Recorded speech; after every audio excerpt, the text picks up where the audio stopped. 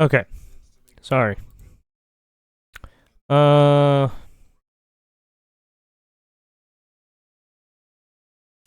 let us take a look at. We'll do some news articles first. Oh, by the way, your dollar sucks pieces of shit. Your purchasing power sucks. Fiat money is a curse. Necromancy, dead Google apps domains can be compromised by new owners. Ah, yes.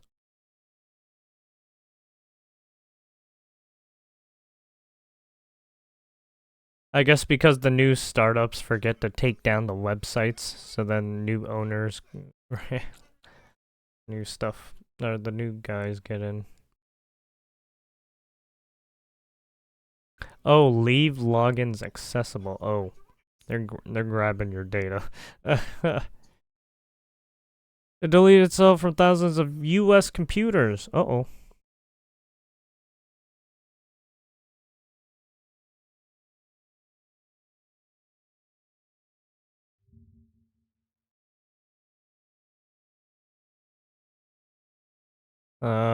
Said today that it removed 4,258 US based computers and networks by sending commands that force malware to use self delete function.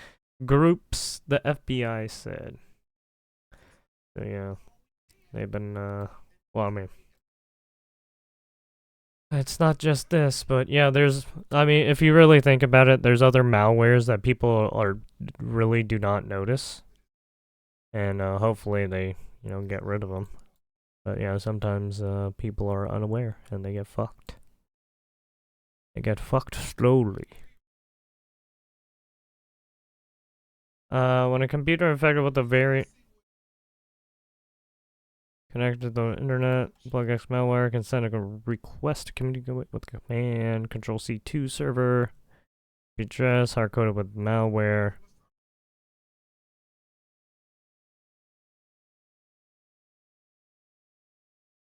Yeah, state FBI affidavit. December 20th. Unsealed today. So shit hit the fan December 20th, and then they just released the information today. They probably didn't want to, make it known because they don't want, people to jump on and probably attack again right after. So yeah.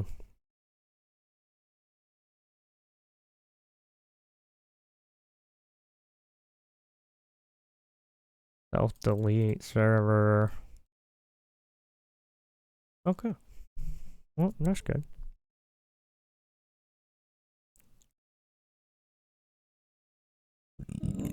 Excuse me. Mm-hmm.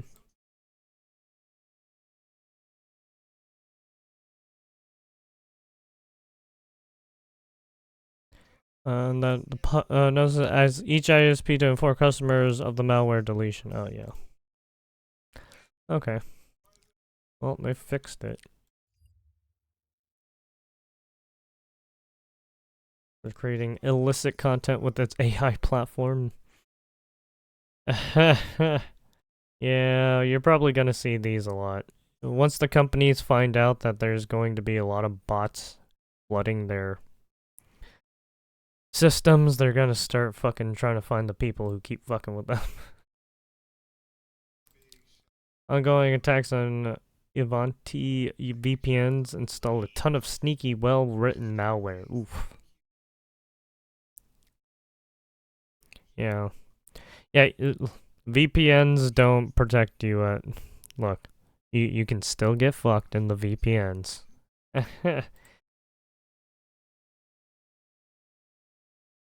Right. Here's how hucksters are manipulating Google to promote shady Chrome extensions. Yeah. Yeah, be careful with Chrome, some of the Chrome extensions, right? Same with GitHub. Be careful with some of what people are posting on GitHub. They could fuck you real bad. Right, you should only look for, like, actual, real sources. License plate readers are leaking data, video in real time. Ouch. Lilo used DNA sequencer still doesn't force secure boot. I'm to check if you ran any of these 33 malicious Chrome extensions. Oof. Oh, Honey. I guess Honey would be one of them, right? Right there.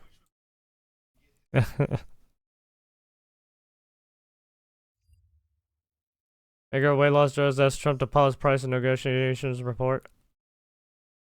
Like an Ozempic type one. Zipbound.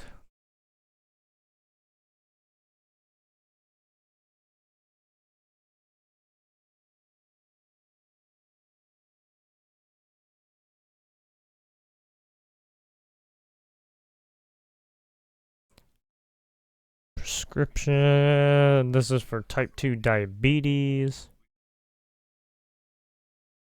Prescribed to reduce heart attack and stroke in adults, whether either obesity or overweight.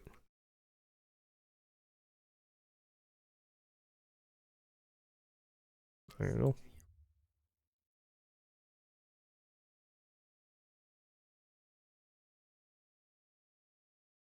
Yeah, so insulin basically stabilizes your blood sugar levels. This one reduces the risk of your heart attack and stroke. Right. Completely different drugs.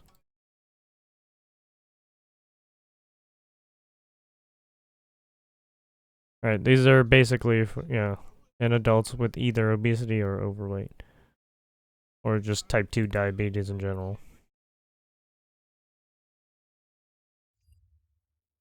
Sex news, Elon Musk says he cheated Twitter investors out of 150 mil. Early 2022, but the whole company. Sorry. I kind of have a headache, so I'm kind of like skimming through things and just summarizing a little bit here.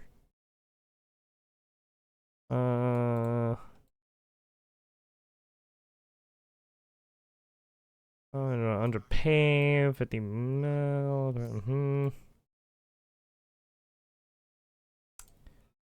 Musk was required to publicly disclose his beneficial ownership, but had failed to do so. He spent more than 500 mil purchasing additional shares of Twitter common stock. Underpaid Twitter investors for those shares. Wait, but didn't these guys overprice Twitter? And now they're saying no, you screwed us on the purchase.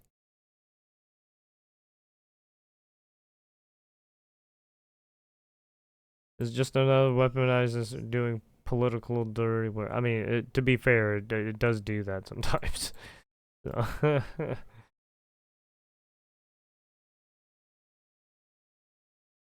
Tech chair Gary oh yeah, Gary Gensler. Yeah, this dude.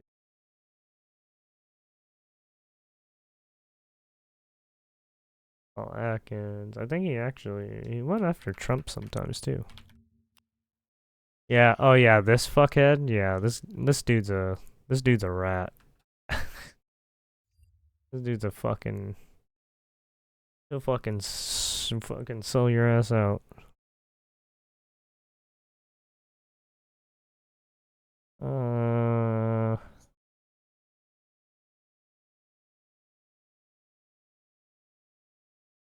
He will sell your ass out just to fulfill his needs. And documents purpose. And to bring charges on numerous accounts if Musk didn't agree to settle. So they're trying to force him to sell. Even though he's like, fuck off. Researchers use AI to design proteins that block snake venom toxins. Hey, nice. Yeah, so basically, you can use AI to help produce better, toxins faster. Or snake venom, or anti-venom, sorry. Tackling challenges predicting dimensional structure proteins, complex molecules that are essential for all life. Yeah, and if you need to figure all these out, yeah, it's a lot of computations to figure out all the different, right, stuff. And since they used AI, they can get all the computations they need. People not involved in biology can be forgiven for asking whether any of it can actually make a difference. As an example, released Nature on Wednesday, a team that includes University of Washington's David Baker, who picked up the Nobel in Stockholm last month, use software tools to design completely new proteins that are able to inhibit some of the toxins in snake venom. Nice. Well, not entirely sick. The work shows how the new software tools can let researchers tackle challenges that would otherwise be difficult or impossible. Yeah. Snake venom includes a complicated mix of toxins, most of them proteins that engage in multi-front assault on anything unfortunate enough to get bitten. So it's basically like the white blood cells, and then attacks the anti foreign bodies in your body. Right now, in the primary treatment is to use a mix of antibodies that bind to these toxins, produced by injecting sublethal amounts of venom proteins into animals. But anti-venom treatments tend to require refrigeration, and even then, they have a short shelf life. During a steady supply also means regularly injecting new animals and purifying more antibodies from them. Yeah, just because you inject them with once, you don't know if all the venom is out of their system, so you might need to give them more venom depending on how much is in each syringe. Having smaller, more stable proteins that perform the same would let us produce the bacteria. Also, the potency of the venom, like how strong the fucking snake is. You might need to take 2 shots instead of 1. Careful consider given that many snake bites occur in rural areas or wilderness. The new work isn't meant to be a complete solution to the problem. Instead, it tackles a single type of toxin venom protein. The 3-finger toxins named after the physical structure that the proteins fold into. A major component of the venom of such infamous snakes as mambas, taipans, and cobras. Oh yeah, you do not want to... If you get bit by one of these, any poisonous snake, you need anti-venom quick. Let's just say that. Also, you're in for a bad fucking time. Like, the pain is unimaginable once you get bit by any of these snakes. You would probably want to die, to be honest. If you got bit by one of these motherfuckers, you might as well just say, hey, put the bullet in the back of my head. Because holy fuck, man. Hearing the stories of people getting bit by these snakes is terrible. Literally, their flesh falling off and shit. It's bad, dude. It is super bad. You do not want to fuck with these snakes. Like, keep your distance from dangerous snakes. There's obviously some snakes that aren't venomous, so, you know. Despite their relatively compact size, different members of the 3-finger toxin family manage to produce 2 distinctive types of damage. One group causes general toxins to cells, yes. Basically corroding, disrupting, killing off, yeah. Disruption of the cell membrane, while the different oh yeah, there's instances where, your flesh becomes, necrotic. So that's fun. You don't want that. Enabled by disruption of the cell membrane, while a different subset has the ability to block receptor for a neurotransmitter. So these 2 toxicities work through entirely different mechanisms. The researchers tackle them separately. Yeah, so think of, this is what snake venom does to you. Think of what fucking radiation does to you. It's almost the same thing. Well, not really the same thing, but you get your body starts to get a high level of radiation, right? You start turning into goop, and you get weird mutations and shit, right? Yeah. Blocking neurotoxic 3-finger.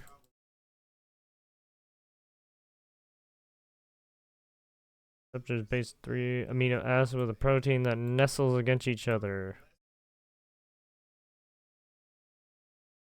A packaging called RF diffusion. Rosetta fold protein folding software. Oh. So that's the software. Rosetta fold. Rosetta, I guess, is the software, and then fold is, I don't know what fold is. But yeah, protein folding software. RFD diffusion can be directed to assign protein structures that are complement to specific chemicals. In this case, it identified new strands that could line up among the edges. AI called protein MPT or MPNN. Amino acid sequence of a full-length protein that would form newly identified strands. The combination of 3-finger toxin had a set of newly designed proteins where the fed into DeepMind's AlphaFold 2 and the Rosetta protein structure software, and the strength of the interactions between them were estimated. It's only started making focusing on the candidates that the software would intersect the best with the 3-finger top. 44 of the computer-designed proteins were tested for their ability to interact with so they made a bunch of different. They made 44 different proteins of different structures, and then they tested them on the 3-finger toxins. Strongest interaction was used for further studies. And the single protein that had the strongest interaction. So out of the 44, they took the strongest one, right, and they kept developing on that one.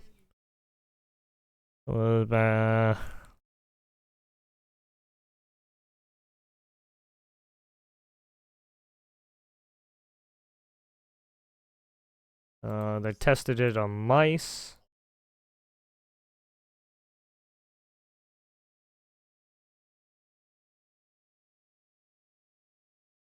Inhibitor than the toxin. So you need it. So it's a 5-to-1 basic or whatever. The ratio's 5 times more.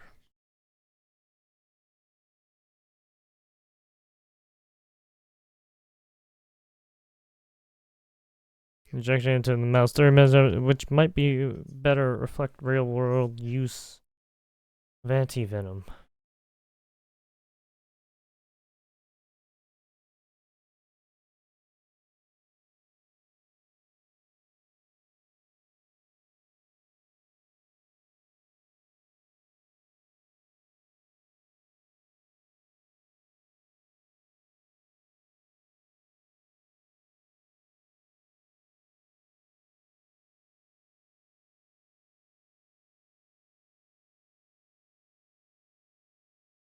Okay, sorry.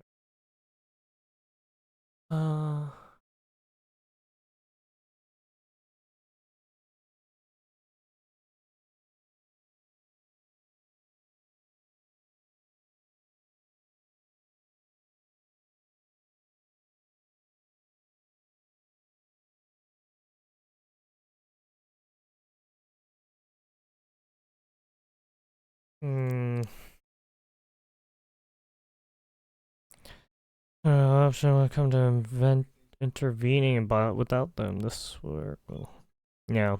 I mean, this is only gonna just help the biology field a lot, right? Right. The speed at which we can figure out certain DNA sequences and now is gonna be increasing way faster now once they start utilizing AI to its full extent within all these industries.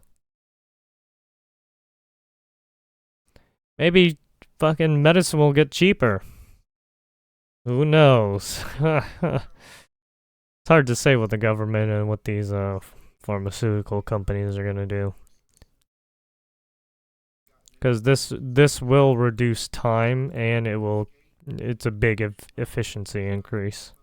Right, the fact that they can get these done like quicker and then keep developing it quicker, right?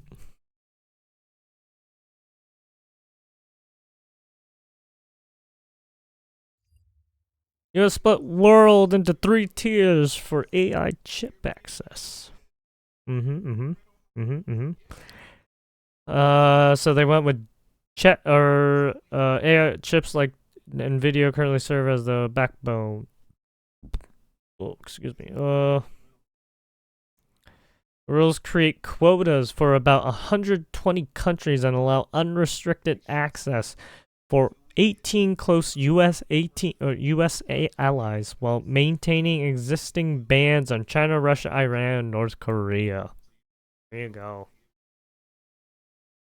They're doing some AI chip stuff. Yeah, right.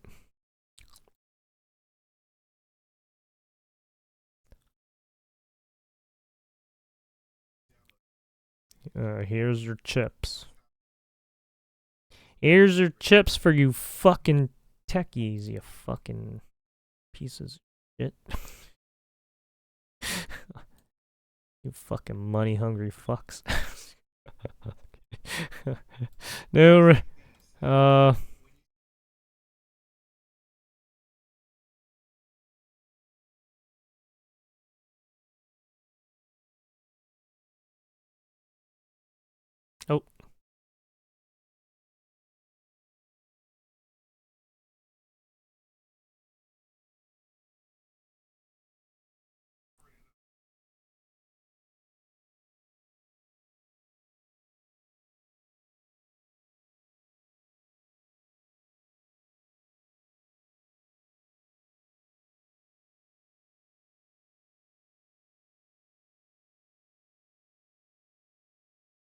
Ooh, my back.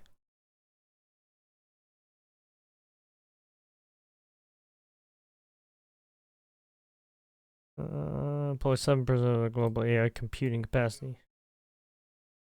I can seek national verified end user status purchase computing power equivalent to 320,000 advanced GPUs over 2 years.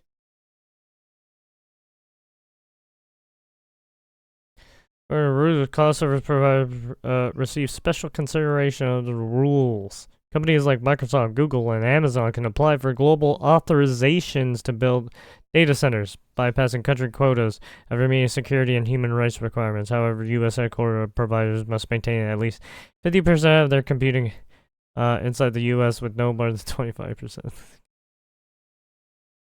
Yeah. Oh yeah, just so you know, Microsoft, Google, Amazon, yeah, they own all the fucking servers, basically. Good luck. Have fun.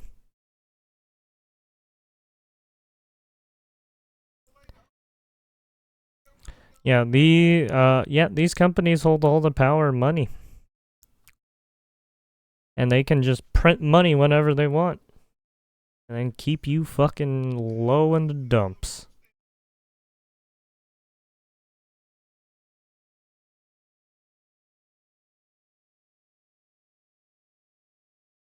Or sweeping overreach of restricted technology funded in common gaming.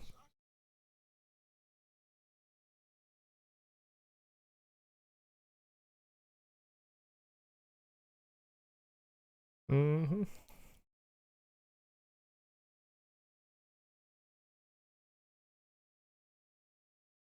Everyone ass is on the chopping block. So they got the chips coming in now.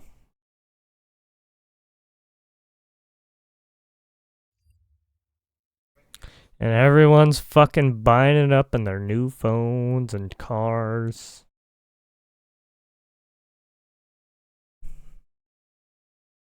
After CEO computers, chips, CEO exits Sonos, gets rid of its chief product officer too.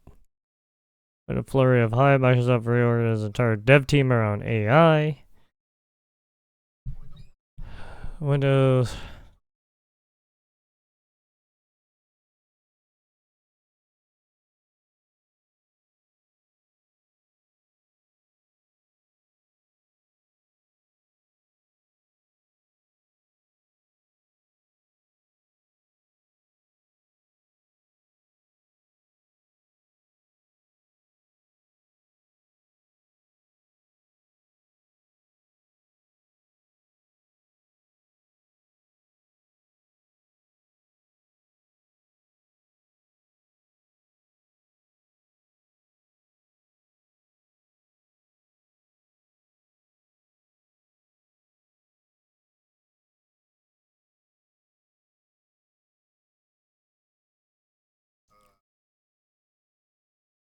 Okay.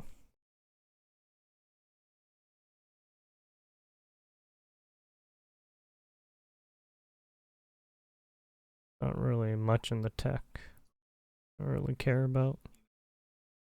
Switch to announcement.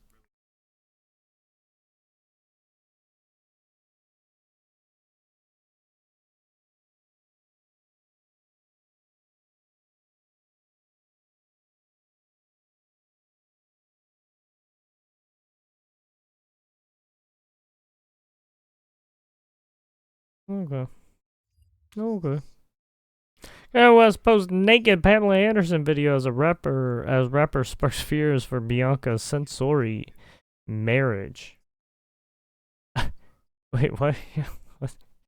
Yeah, why does Kanye have a photo of Pamela Anderson naked?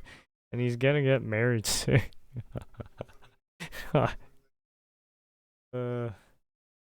Yeah, maybe I should put on.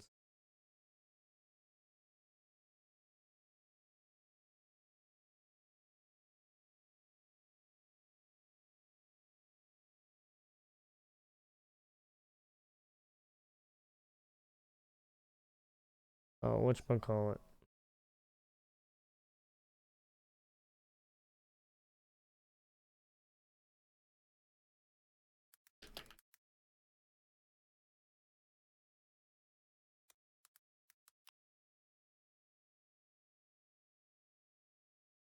What do we got here?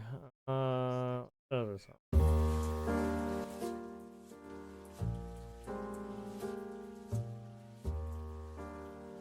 Kanye West was the rapper 47 who wed Censori 30 in 2022. Was a graphic 2008 video of Anderson 57 presenting a birthday cake to Hugh Hefner. Ah, like that's why.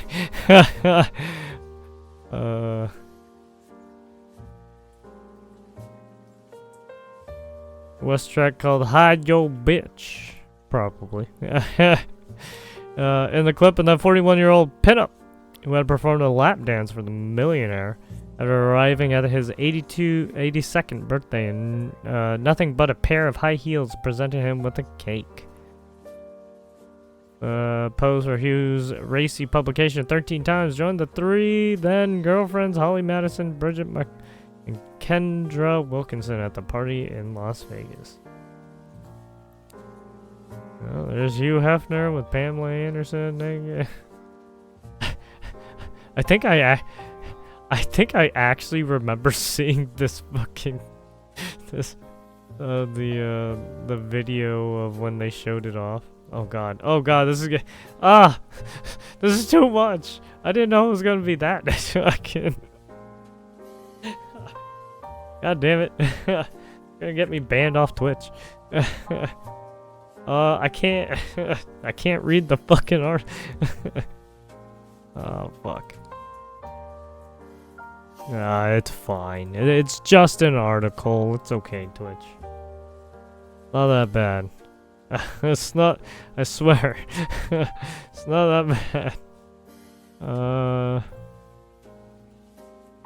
Why do they do this? Team of the support value free speech visibility. He's been locked. Ecuadorian embassy. No phone calls on the internet. They are squeezing him. Assange said so I want to see. Wait.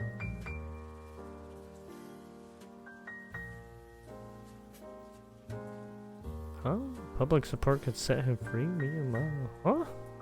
What is going on? I support him. I know you value free speech.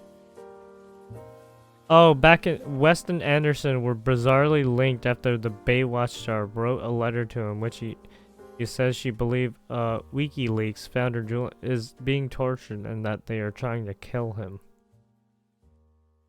I mean, to be frank, they were trying to fuck up Julian Assange, right? Apparently, the living conditions they gave him were pretty bad, especially since he was in what? He was locked up somewhere else, not in the UK. So yeah, once you're locked up in those other countries' fucking jail systems, you're fucked, dude. You think America's jail system is bad? Holy fuck! You should see some of these other jail systems. God damn. Fucking, you do not want to be in them. A small room for almost 6 years in London. Oh yeah, at the Ecuadorian embassy. So, yeah, that's where he was. Yeah. And now you can have no visitors, no phone calls. No, they are squeezing him. So I want to seek more advice, as sure. More about this fight. Public support can set him free. Kanye's no filter, adding that you make an impact, and you make an impact. I'm sure a lot of people feel like they're just stuck at, she just need, she's just looking at,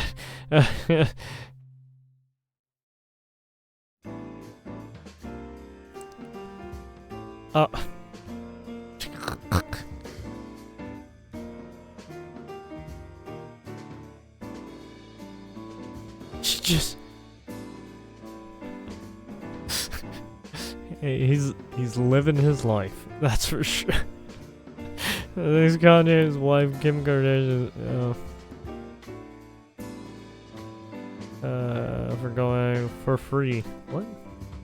This comes after the West finally reunited with his children and shares with ex-wife Kim Kardashian after reportedly spending 118 days apart as he continues his life overseas. DailyMail.com exclusively revealed.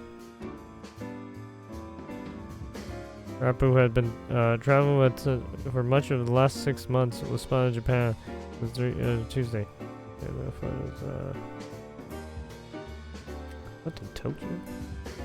Chicago, 6 Ball. Dressed entirely in black, down to 4, left the store. Kids clutching huge bags of sacks. I met a visit since already the eldest daughter, Noor. Kanye, or Ye, as he prefers to know, was last seen with his children in public in September.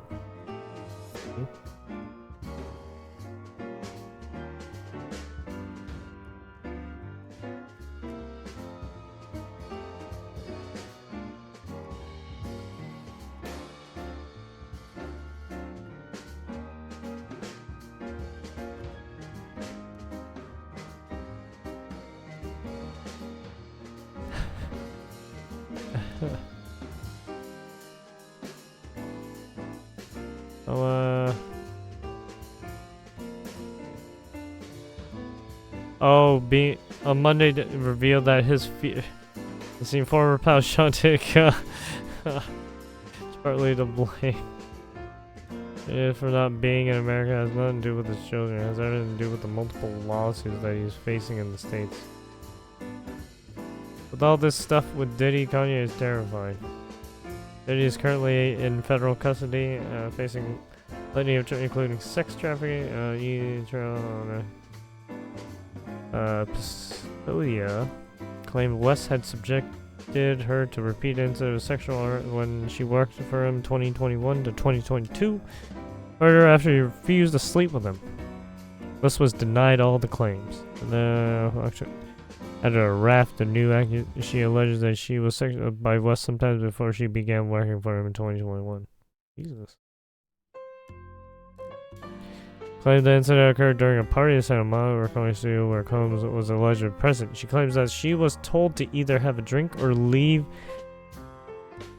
and beverages poured at the direction of West were served. After drinking, she allegedly slipped into a altered and highly impaired state.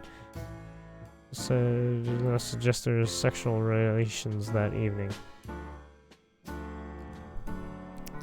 Organizing orgies and was asked to recruit sex workers and procure supply of sexual enhancement products that West allegedly called his sex honey. The baby oil? Lawyer Mark Caruni said his filing has been out of the country, accused the rapper of evading service of a subpoena. Stalling lawsuit. Well, there you have it. Fucking Kanye. Incredibly disturbing update about influencer who murdered woman. 83. Then snorted drugs. I think he was already drugged out when he fucking did it. Because he was horrifically injured in a scooter accident.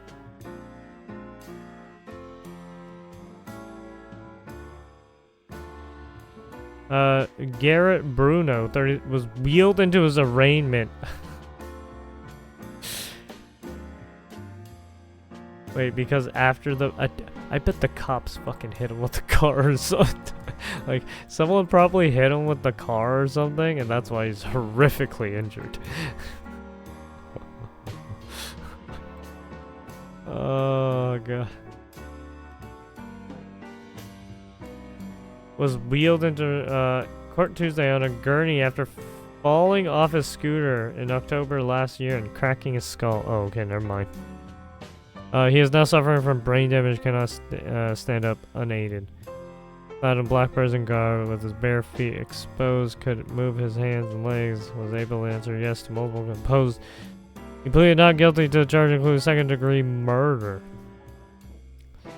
Was moved from hospital LA's Twin Towers jail earlier this month. Bruno's lawyer Ambrosio Rodriguez told Thursday's hearing Bruno's injuries are so severe they require care that the jail cannot provide.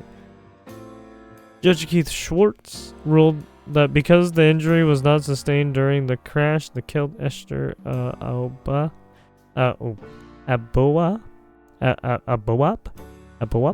83, Bruno cannot be photographed during this court appearance for the sake of his privacy.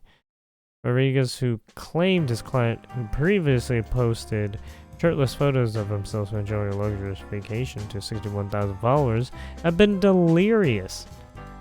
He told the court that Bruno had been asking how he'd been transported to the Twin Towers jail from Israel, even though he has lived in California City for what?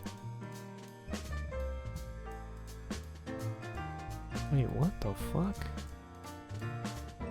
What is going on?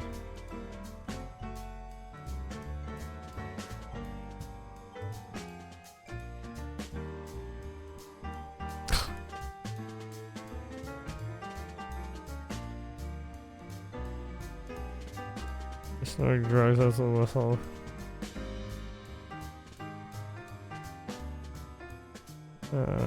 Covered in blood immediately after that car crash, yeah. This fucking guy. Oh, that's why.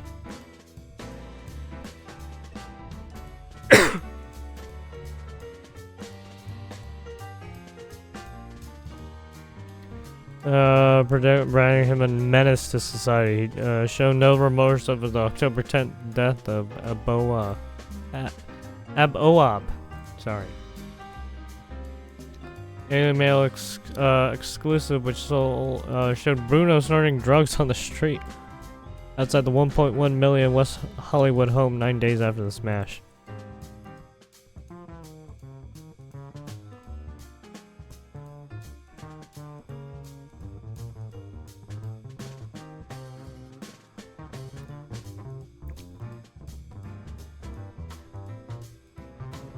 Hmm.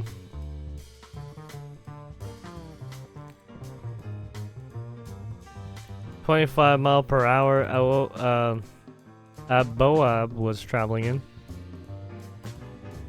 Oh.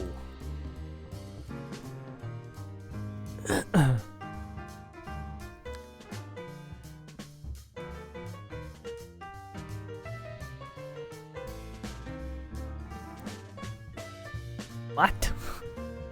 Was this really needed? Like, what is this? Why would you say this? How would you...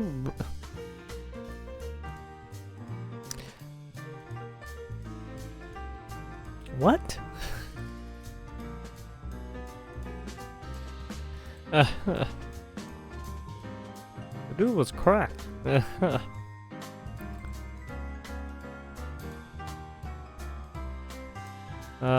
Just saying to have set it higher where his hands not be tied with recent Supreme Court ruling. Just a month later, discuss extent of his injuries to secure.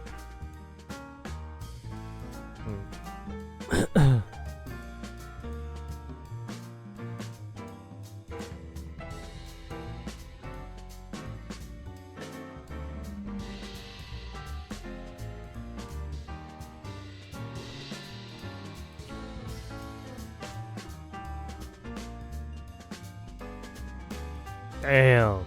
Fucking totaled.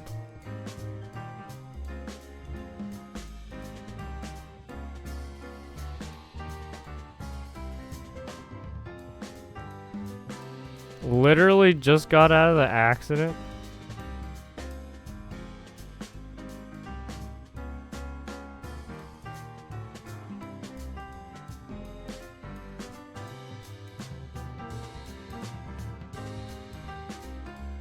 Yeah, Jesus Christ.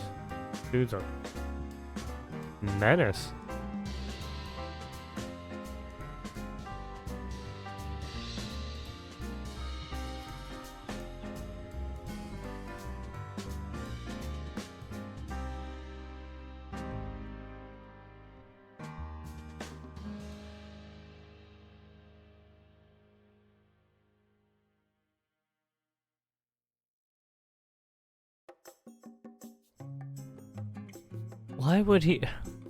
Why would he snort it? Why would you do that? That's, you know, that's super bad for your nasal cavity.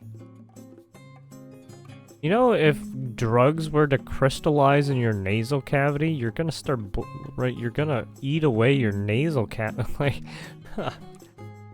Like that's how people lose their fucking nose, man. They get all that shit gets crystallized in there. You start bleeding the fuck out.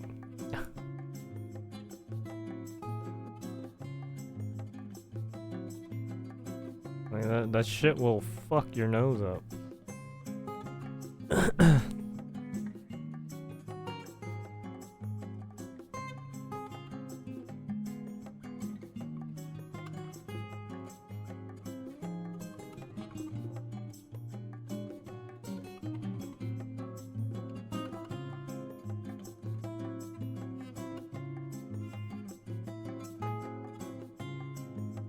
Jesus. This dude's a menace. Just did not give a fuck. Alright,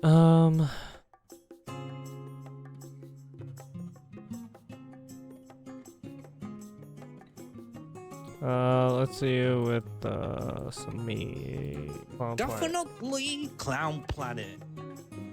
A new report reveals the CDC is on high alert and searching for pandemic red flags. California, in fact, declaring a state of emergency now because of the sheer number of cases there. An unidentified 65-year-old Louisiana resident with underlying medical problems became the first severe case in the U.S. There are new concerns this morning over the spread of avian flu after the death of a house cat. New concerns, red flags. Avian flu after the death of a house cat. To leave your home, to get out of your pod. Oh my god. How are you even brave enough to do that? Have you not heard these people? We are on the brink. It has been so close to all these different viruses. And climate change, as you're about to find out, how it's all linked. Why? Why are you even daring to leave your pod? Do you think it's just a matter of time until there's just a full-fledged pandemic here? Has the government done enough to prevent a new pandemic? It could be a potentially high-impact event should this break out, and we should be taking more steps to mitigate it. I've flashed back to January of 2020, and I'm hearing the same words come out of the CDC. I feel like we should have learned our lesson from This one's my favorite. I like this one. COVID, that just because we aren't testing, it doesn't mean that the virus isn't there. It just means that we aren't looking for it. The asymptomatic. Just because you don't express symptoms doesn't mean you ain't dirty. I don't want to fear-monger, but there is I think you do. the potential of another pandemic here with the bird flu. Is it going to happen this year?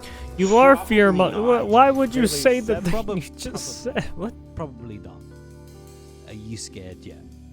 Because if you ain't, I mean, here's a dude, right? Recently, I think yesterday, standing in the White House. Listen to what you said.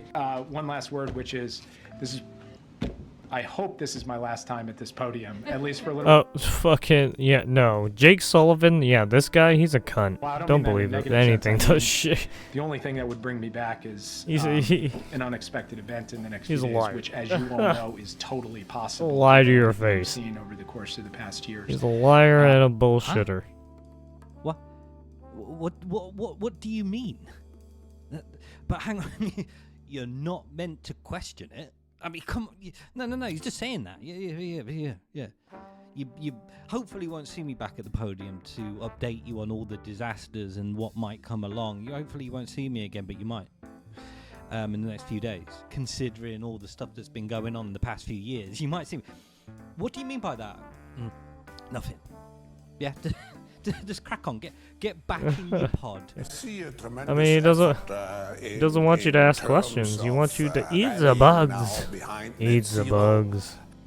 Don't tell me you will eat the bugs and like it. Not only governments, but business. We have a number of initiatives at the World Economic Forum. Eat the bugs. For example, we work sector by sector how to decarbonize Sector by sector. those industries. I bet you do. Decarbonize the industries. Generally, it's generally, that climate change. If climate change, yes, climate change. The climate change. With much more damaging and long-term consequences. Let's say that the virus is more damaging next time. It's like, what are you talking about, you fucking madman?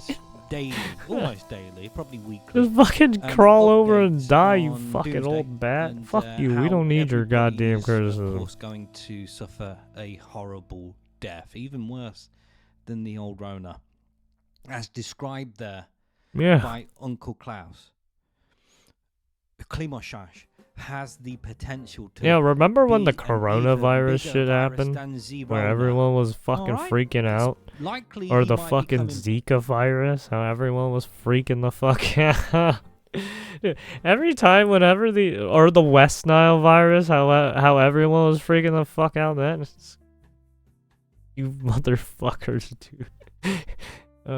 back even more. Just regularly. fucking, just keep with freaking out, why these don't sort you? of updates, because he's probably been missing the levels of control and certainly fear that he's had post 2020, which kind of slowed down a bit, didn't it? But it's been teetering, it's been boiling a bit, hasn't it? Yeah. So we may be seeing him on our screens a little bit more, along with all the usual suspects, including Billy G. Billy G, is that your love? Yeah, I mean, That's just your love, just but highlight he's the everything as provider of usual the solution suspect. to whatever it is that's coming next, I'm sure. Every time you see one of these fucking news media, tell you, like CNN, and just what point their out the message usual basically is suspects. Stay scared, Tata. Fuck these places. All they do is lie. Lie and bullshit.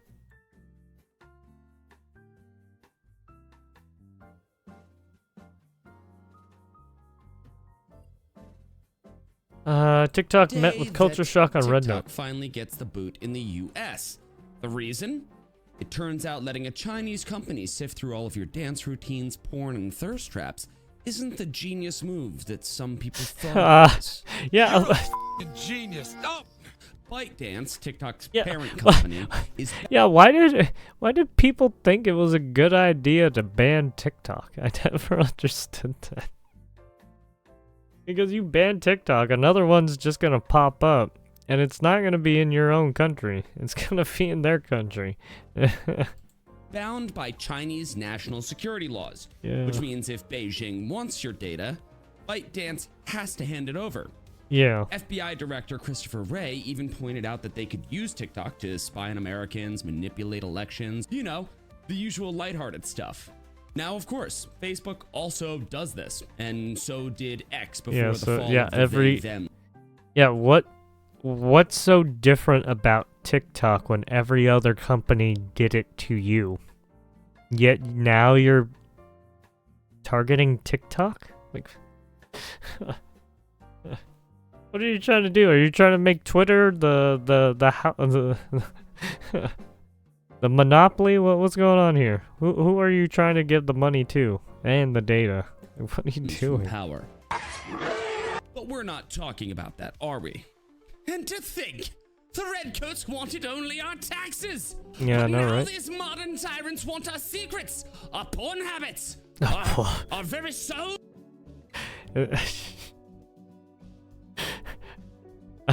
I mean, they try to look for psychological behavior, huh? At least King George had the decency to wear a wig. I mean, just look at them employ So TikTok scientists is to getting figure out banned. what the Naturally, fuck is happening. Influencers are in full panic mode. And where are they going? Red Note. Yep. Zhao Hongshu for the purists. Zhao Hongshu. Because nothing says escaping Chinese data mining like signing Like signing up to Chinese, app that openly yeah, follows literally Chinese Chinese company. God, these people are stupid. Brilliant strategy. Flee one master, only to grovel before another. It's Tell funny. Me, what do these fools expect? A warm I mean, embrace from their fellow to be communal frank, I don't even use fucking TikTok. I just pull it up sometimes because fucking there's videos sometimes people watch on it. If there's like some, I don't know, some news I need to, fucking bring up, maybe it's on TikTok. I don't know. Golds? Somebody call Ernie Gonzalez. Or and it's some Dan it's some well, meme speaking bullshit. Of that, these influencers, armed with their pronouns, neogenders, and endless fucking stupidity, start flooding Red Note. They think that they're escaping American oppression and sticking it to the US, but in reality, they're walking straight into a communist brick wall. Yeah. One Chinese user. Yeah, I don't. It's funny that people think that the the Red Note app is gonna be it's gonna be way worse. It's gonna be way worse. Hit them with the just be gay. Don't talk about you be gay. That's against the law. Thank you for coming in. Thank you for Good morning. Morning. Good morning. Why are you gay? Who says I'm gay? Why are you gay? Political rights out here. Oh my god, I saw this one. Fucking, what's his face showed it? Asmongold? Oh, fuck you. Oh my god, it was so fucking hilarious. Because it's like, I feel like people don't understand that not everyone has the same rules and laws as the US. And policies and bills and stuff. So it's kind of like, yeah, China's not gonna like, China's gonna be like, you guys are fucking retarded. It's beautiful. Rights out here. We hate this shit. There's only two gender out here. We hate male this shit. and female. If you are gay, just be gay. Don't talk about you're gay. We all know you're gay. Just don't talk about it. If you're a lesbian, you cool. You cool. If you're LGBT. God damn it. I can't even fault him with that one. If you're fucking shit. Just don't talk about it. If you're a lesbian, you cool. You cool. If you're Oh god. This dude's for real. LGBTQ, whatever. Keep it He's that a shit to real one. yourself. There's no gay marriage out here. That's against the law. So it's against the law. Oh my god, it's so good. The way he emphasizes it too. Oh, someone needs to give this man a fucking job. don't sling that shit to someone else's daughter or son.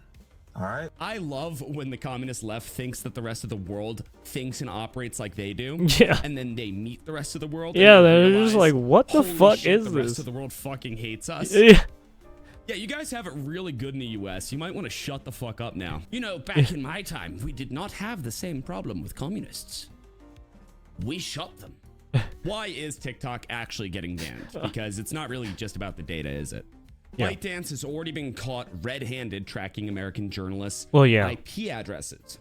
And you add that to the fact that the app's algorithm could be weaponized to spread disinformation well, or manipulate opinions. And I mean, just look at the weird TikTok challenges people have been doing and getting themselves fucked up on. It's like the fucking Vine and Tumblr days.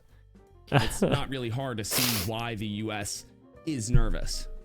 During the Israeli-Hamas conflict and even during elections, TikTok was accused of amplifying specific narratives. Well, yeah. Imagine letting Beijing's propaganda department run your YouTube page. That's pretty much what this was. Let me do one bomb, get my head straight. I mean, I hate to say it, but yeah, a lot of these companies who do have, right, Chinese influence, yeah, you're at the whims of your own government, right?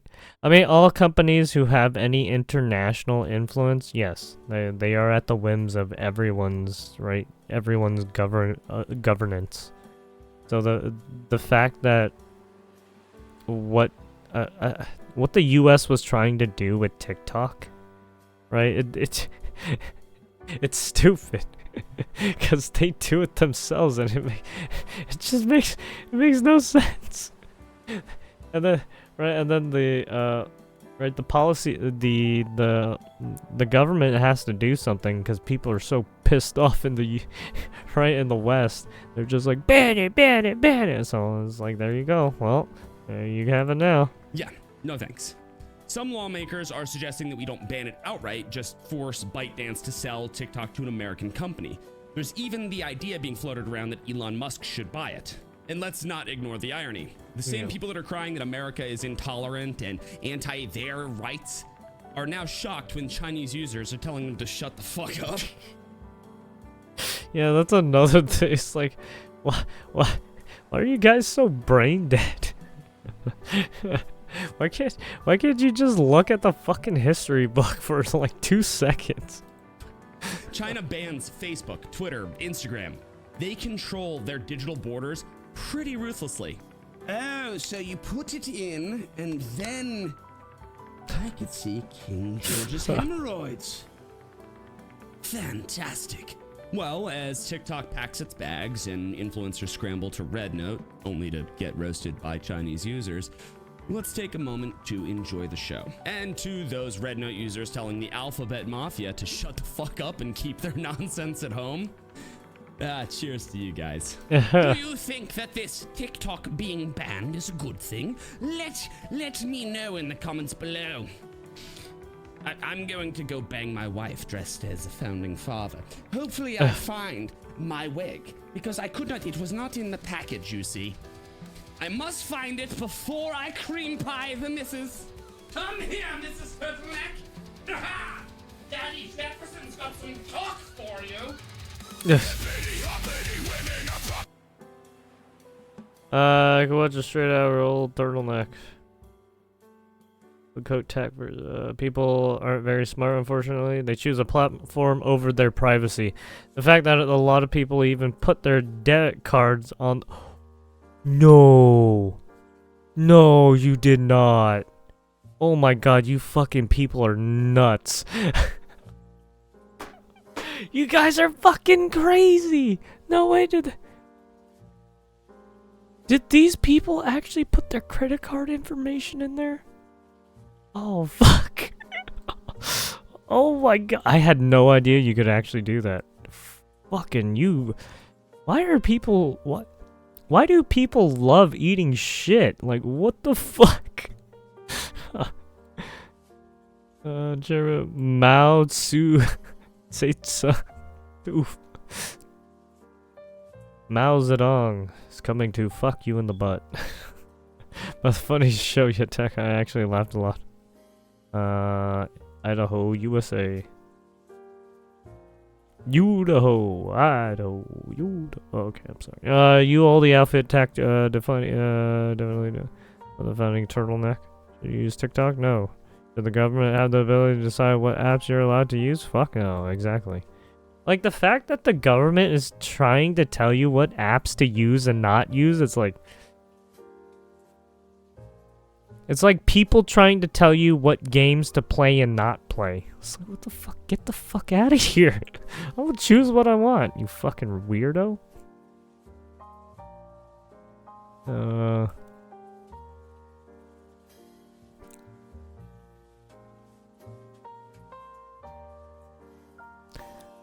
Would buy YouTube? I'm tired of the censorship. I mean, they would have to go through Google. So good luck. I don't think Google will give it away either.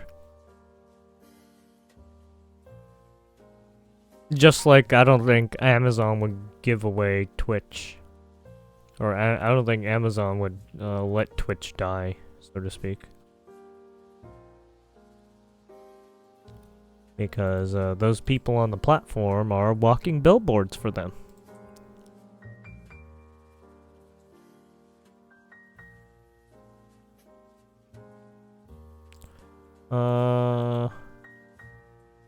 Absolutely devastating. And yet in 2020, the LA fires have been No way, did they actually put the GTA 5 map up there?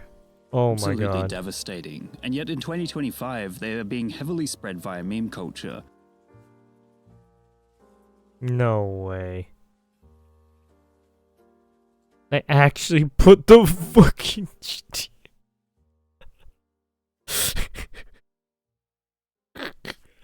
The map, the GTA 5 map isn't even is not even real depiction.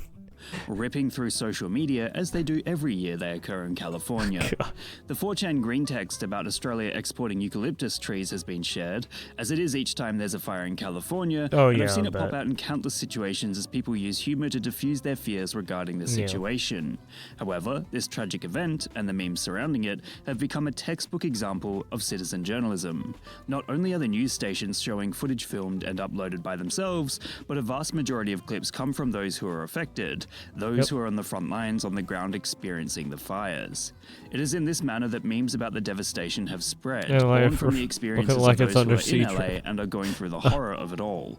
Not to mention the location being the homes of many celebrities, Yeah. thus amplifying the issues even All further burnt as to the the ground. destruction now has a much higher profile. At this stage, it's become such a widespread event that people are trying to point fingers at one another to pass the blame, making many of the memes political in nature. Yep. Misinformation about I fire mean- trucks being turned.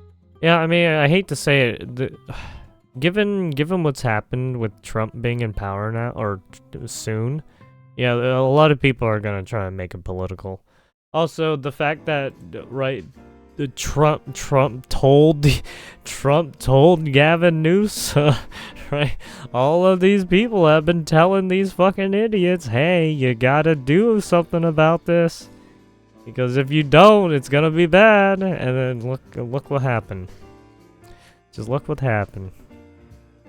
I live in California and all that shit got fucking burnt up.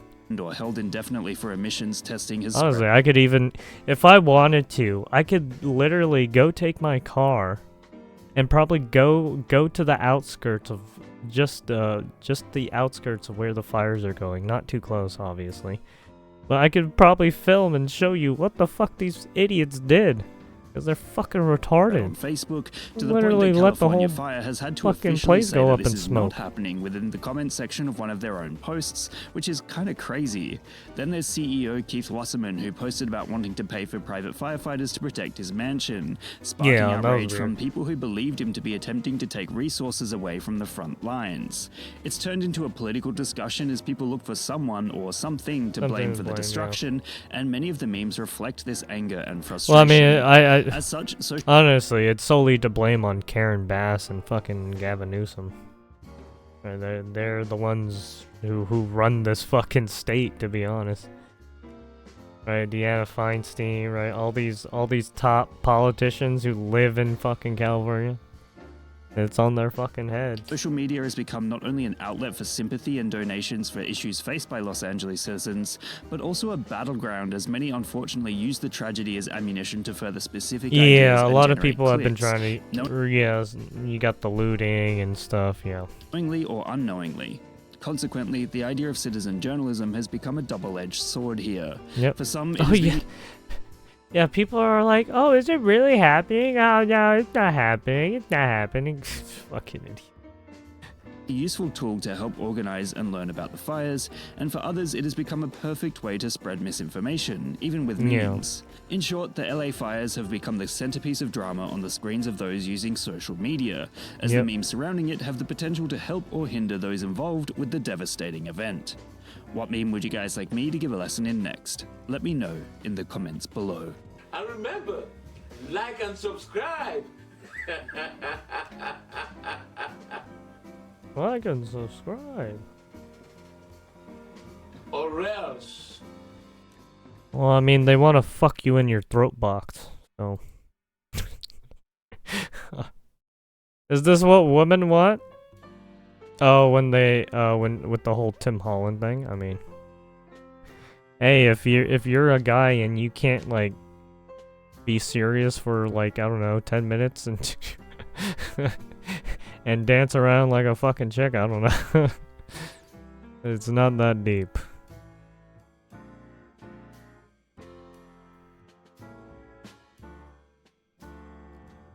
Oh, I mean, look, in fucking what?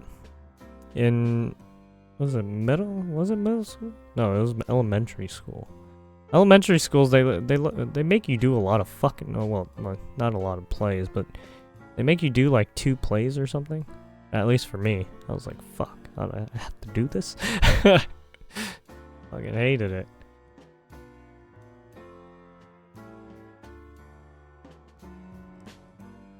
Actually, no, it was, in elementary school, or middle school as well.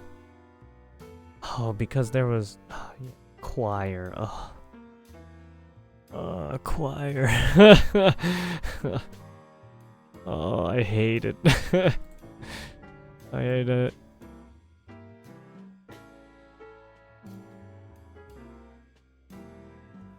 There's one thing the billionaire right is, they are consistent. They want California. What did they? It wasn't choir. They called it, I think, chorus. It was like a chorus course. It was dumb. America's biggest state economy. Because if they can take California and retrofit it, and then they made you do a play at the end of the school Florida year. And Texas and every other red state where poverty rates are high and education is warped and non-white immigrants, pregnant women, victimized girls, and LGBT not really a folks play, live but in fear.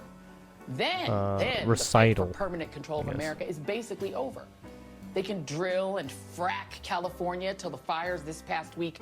Politicizing the California wildfires? What are you talking about? It's you fucking dumbasses who are They doing can it. drive out the brown people and the black and Asian people, or just sink them into the same apartheid they've created in What Texas. are you even talking And about, they will lady? control enough electoral votes if they control California to never have to worry about another presidential election. The billionaire right knows she that they okay? cannot take California. I think she's home projecting. to Hollywood, San Francisco, and Kendrick Lamar. Where did she even get this? Actually, she's they're probably looking been to try listening to take it to with lies a lot and of internet people. and by fire. You have smoked yourself retarded. Yeah. Was that the half-baked one? You have smoked yourself retarded. Yeah, pretty much.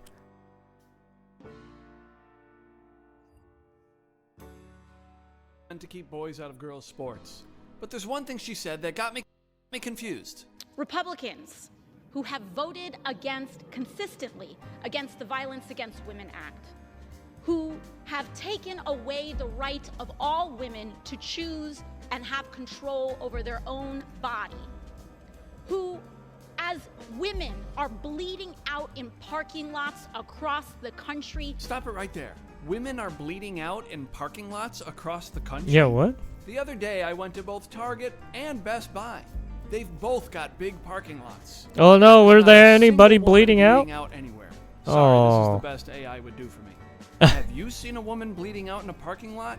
Because apparently this is a phenomenon happening all over the country. Is it? I This don't is know all any. anecdotal, so I decided to do some research.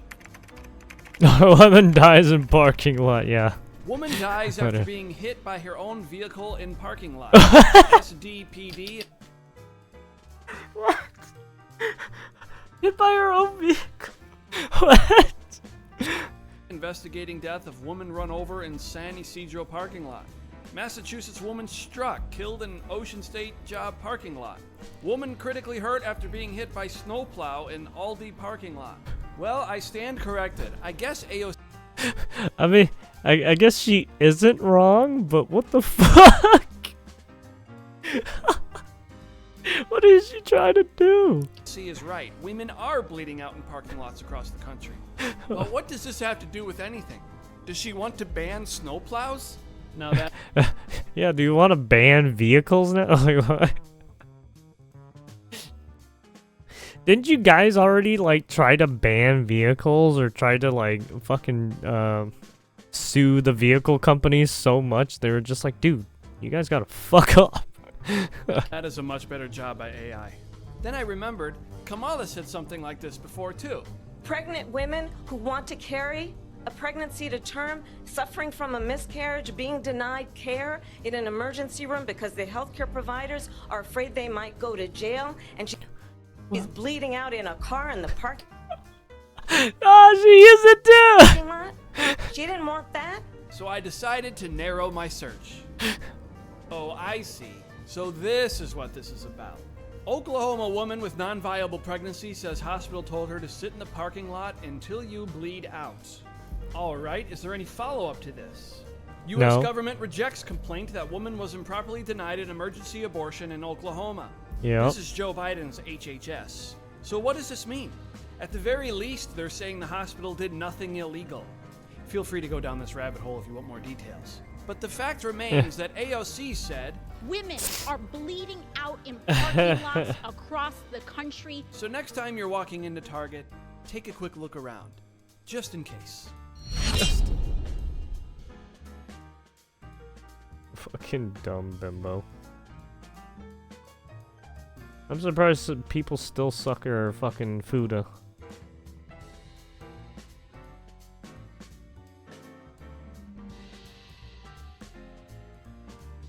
I mean, she's the big booty Latina, right?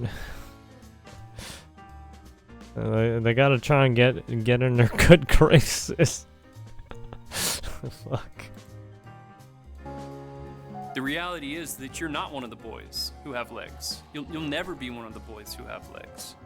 But you can be a good firefighter. People see you and they're like, wow, look at you, you know? They're so excited. Like, he's a firefighter and he's got no legs. There's not a lot of us for some Lieutenant Dan's got no legs. Probably racist. If you're also a member of the legless community, you want to see somebody that responds to your house, your emergency, whether it's medical call or fire call, somebody that looks like you and also doesn't have legs that work. It gives that person a little bit of more ease knowing that this person might understand their situation a little better. People love that I'm a wheelchair firefighter going around the community kicking butt. I mean, not literally because of the legs that don't work. Yeah. It's a metaphor. Every time you see a firefighter in a movie or show, they have legs and they're walking. The media has such a big role in everybody's lives now that it's so powerful for people to see a positive, uplifting portrayal of a firefighter that's just rolling around. If you start thinking about the leg challenge, you think of desk jobs, you think of any job that you have to sit for a long time. You think about somebody who might be a headmaster for a school for gifted youngsters, but you wouldn't think of a firefighter when it's something that is actually a reality for many of the unlit community. You can't be it if you can't see it, and so that's why it's so important. How do you get up ladders or staircases? To see us riding around on fire trucks. Plus, it's fun. Plus, it's fun, uh-huh. Is he strong enough to do this? Or you couldn't carry me out of a fire? Or does he have enough legs for this? Which my response is, you got yourself in the wrong place if you need me to wheel you out of a fire. God damn, they fucking, they know how to fucking flip the script so well. It's basically your fault. It's basically your fault. I was the first paraplegic person to be promoted to the rank of battalion chief. With each promotion, more eyes come on you, more scrutiny. They want to know, does he know what he's doing? Does he keep his crew safe? Can he get into a house that has more than a moderately sloped ramp? Some people walk in with the respect already. But as a person born with leg deficiency, you have to know your stuff. You're not given the opportunity not to know it. Not given... You have to know it. When it comes to the walking impaired and being a firefighter, you're capable of doing it. It's not a bipedal normative person's world. It's not a bipedal normative person's field. I'm a man, and I'm doing it. Oh my god. We want to see more of the unliked community. Fuck. I'm also a lesbian. If my calculations are correct, you're at the end of the video. I'm also a lesbian. But it doesn't have to be the end of you. Just Okay. buy our brand new book, The Babylon Bee Guide to Go the the whole Apocalypse. It's LGBTQ full of route, such eh? helpful tips as how to punch and kick things, and how to build a bunker. And only then can you survive the apocalypse. Fucking Babylon Bee. Plan to annex Canada and rename it Gay North Dakota. Welcome to the evening news. Just moments ago, President Donald Trump announced God plans to damn it. annex Canada and rename it Gay North Dakota. The surprise announcement comes as Justin Trudeau announces his resignation from the Canadian Prime Ministership, presumably to make way for an American governorship. The pair had previously met back in November at the president's resort home at Mar-a-Lago. The pair had been expected to discuss Trump's tariff plans, but somehow ended with Trump agreeing to absorb Canada as the 51st state of the Union. His one demand, though, is that Canada be renamed to something very homosexual. Trump said in a press conference, "It'll be a wonderful addition to our country, Gay North Dakota. Gay It's North large, Dakota. very large, a lot of trees and meese. Everyone says the plural of moose is moose, but they're wrong, it's meese. But we can't keep calling it Canada or people will think it's a real country. So we're gonna call it Gay North Dakota. It's just like North Dakota, only much larger and gayer. Very, very Much gay. larger and Not that I have a problem with the gays. I Very. love the gays, but frankly, Canada is tremendously gay. Alternative names have been floated, such as Tremendously. Gay Minnesota, the Forgotten Oh my Realms, fucking God. and the land that hasn't won the Stanley Cup since 1993. Trump is still insisting it has to be Gay North Dakota, though many Canadians remain Wait, what was that other? It said like Minnesota what? Stanley Cup names have been floated, such as Gay Minnesota, the Forgotten Realms, and the land that Forgotten- hasn't won the Stanley Cup since 1993. Gay Minnesota, Trump the is still Forgotten insisting it has to Realms. be Gay North Dakota, though many Canadians remain unconvinced. I mean, the whole thing is offensive, not about being gay, but just being called North Dakota. I'm sorry. What exactly are you sorry for?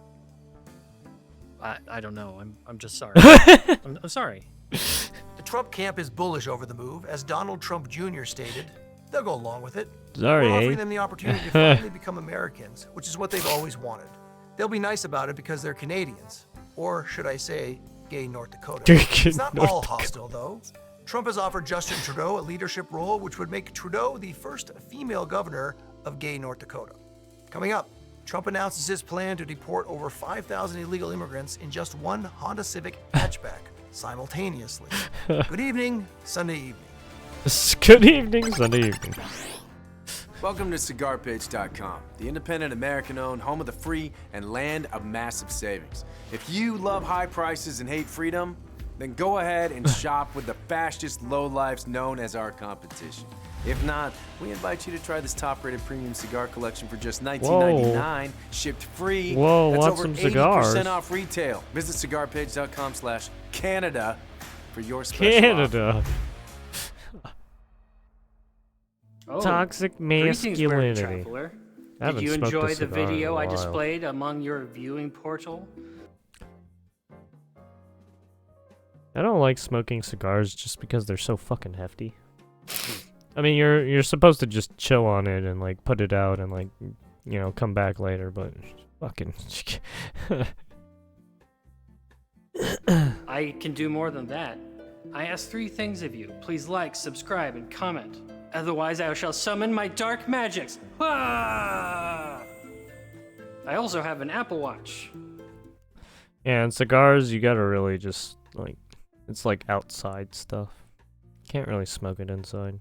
It's more for like grilling and barbecuing and maybe a good wine glass. I don't know. Maybe some scotch, some rum. I don't know.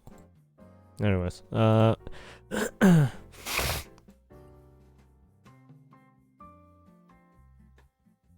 let's see the Daredevil stuff. Because it looks pretty brutal. Thank you for finding the time. Damn. I will admit, Fucking threw him into the roof. it's not entirely unpleasant seeing you again.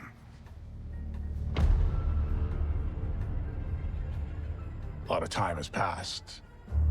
By the look of it, you've come up in the world. I could say the same about you. The mayor serves his city. I can see you're not entirely convinced. Yeah. Can you blame me? I can't shake the feeling that you're gaming the system. Why did you stop being a vigilante? The line was crossed.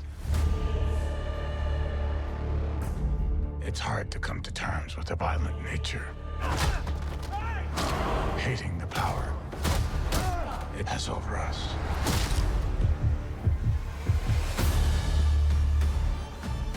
This city can't go unchecked.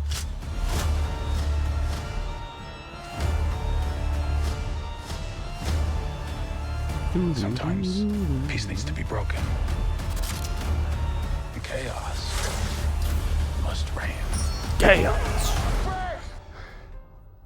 Hey, Punisher. Mind putting the hatchet down? I was raised to believe in grace.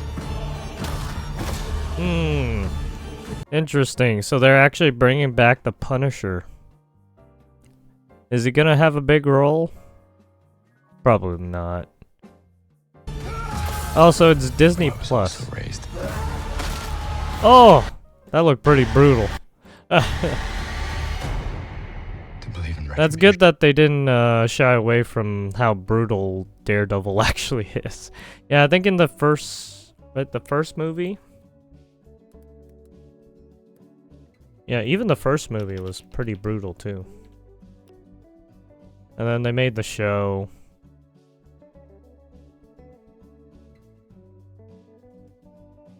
Actually, oh wait. Was the actually this movie was kinda okay. The TV show is better. Yeah, this TV show? Yeah, the TV show's pretty fucking brutal. And then now they put it on a new season basically.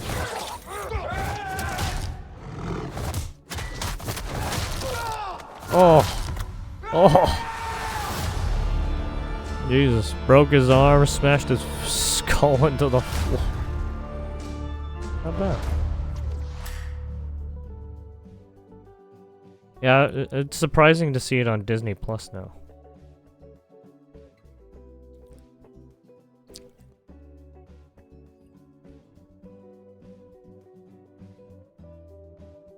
Happened, Ubisoft just delayed Assassin's Creed Shadows What do we got? again. This time it's not by much, though. It's only till March 20th. But of course, they still do want some pre-orders, so while the whole season pass plan is dead, there is going to be the first expansion, obviously, and that is included with the pre-orders. It's called Claws of Awaji, and it is 10 hours Steam long, DB. in line with similar Assassin's Creed games.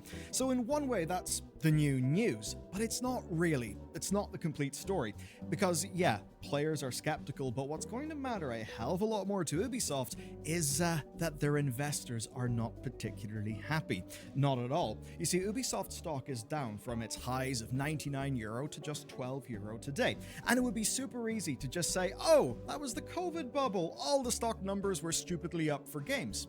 But then you take a look at some of the competition, because that's actually false. Look at EA. They are right now near an all-time high. Similar story for Take-Two. So if you're an investor in the game sector, you're looking at Ubisoft and thinking, my god, what are you people doing? But here's what's actually wild about this story, where it goes so much deeper. You see, right now there is a shareholder revolt going on, but there's also a pact between the ruling Guillemot family, who started the company, and Tencent. Tencent are probably looking at this and seeing a big tasty opportunity. What the fuck? So this is one of those stories where nobody's really happy. Shareholders are not really a big fan of delays to their profits, and players don't like hearing about Ubisoft's plan for, and I quote, capitalistic options to extract the best value from stakeholders. The delay side of the story is actually quite simple. It's That means they're trying to get more money out of you. the game, and that's for fairly obvious reasons. Ubisoft does not I mean, want if you another really repeat do of think Star about it, Wars just look at Outlaws. the And just actually, look at the fucking dollar, dude.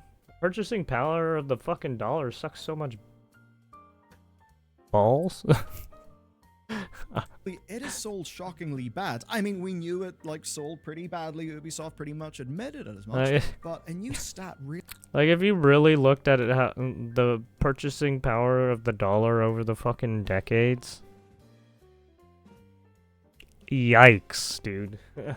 Fucking yikes. hammers at home. Dude, back in what, the 1800s, oh, shit was $200 was so much money. Oh my god, you were fucking like a millionaire back then. Now it's like, oh my god. This is from Christopher Dring, who is reporting for VGC. Now you need like what? And he reports that now you need $1,000 or $1 million just to get to that $200 back in fucking he adds that it actually lost the to last year's 1800s. big Star Wars It's game, so fucked. Jedi Survivor. And that's a game that, as a piece of software, well, had a completely And then the disastrous prices are just software. gonna Like, it keep was a total increasing because of the shit show on inflation. consoles. But pretty Because clearly all the now that government game does has is been fixed up, how easy it is to just print money. How easy it is to just make the to just chop down the trees and to print the money. the underlying fundamentals and appeal of that game do seem to be proving stronger than Outlaws, at least so far. So that's almost certainly why this big delay has happened. They're spooked. They don't want another bad launch. And since November, they've shown off some actually kind of neat things, like there's combat redesigns, there's parkour that actually looks a lot more involved than, you know, just holding the forwards button, which is quite nice.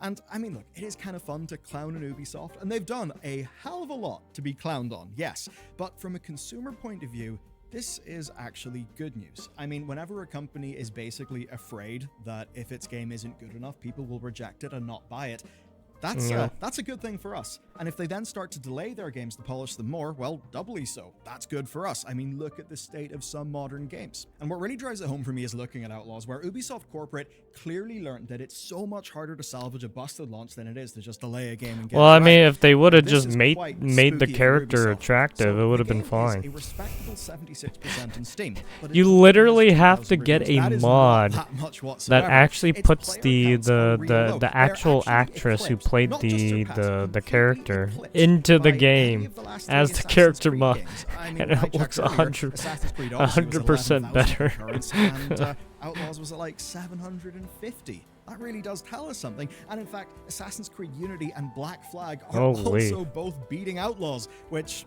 you know, was pretty damn new in Steam. So it's a kind of wild situation, but it does show us something. I'm surprised Assassin's people are Creed still is the playing backbone Syndicate. of What the fuck? Ubisoft's business. If Shadows misses, Like, they oh wait, are is there like absolute online play? shit. And I think they know that. Insider gaming sources corroborate that polish is actually the reason that's being discussed internally. But I think there's quite clearly another factor, one that's going to impact you, but also impact shareholders. And that's the fact that February 2025 Orale is Dream, absolutely what's goddamn good, insane. my By bitch now, it's a ass full goat? observation that February is basically What do you just want, you Christmas poop? 2 for gaming, and this time it is actually quite big. So there's Kingdom Come Deliverance 2. That's had some pretty damn strong previews. There's a lot of hype coming off the Yeah, first I've been one. meaning to It could fucking actually play be this an game, outsized but hit.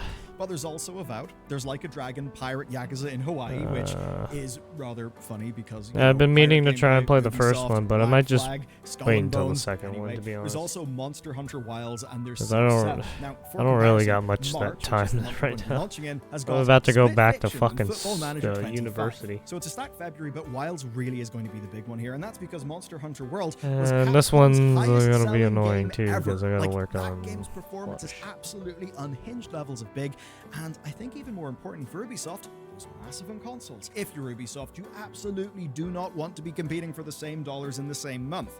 So overall, it's pretty simple logic. What's going to cost Ubisoft more? On a first order basis, it's getting their $70 1 month later at the expense of like another month of a team's burn rate, I guess. But second order, it's more about sticking the landing. That's because earlier on, I didn't bring up those Assassin's Creed Steam chart numbers as a bit of a goof or a gaff. No, I brought that up to prove a point here. Oh. Assassin's Creed is a platform. Assassin's Creed Shifts DLC, and I'm sure there is somebody out there who is mad enough to actually buy the premium currency inside their Assassin's Creed game. But the point is, Assassin's Creed has an absurdly long tail. It generates massive back catalog revenue for Ubisoft. Yeah. And if you've ever wondered, like, Ubisoft seems to have nothing but bad news. How on earth are they still alive? Well, it's basically because their back catalog is insane. Yeah, they have a lot of games. Of course, they've had to lean in that strength. So any weakness to that is going to seem like a truly existential extinction event.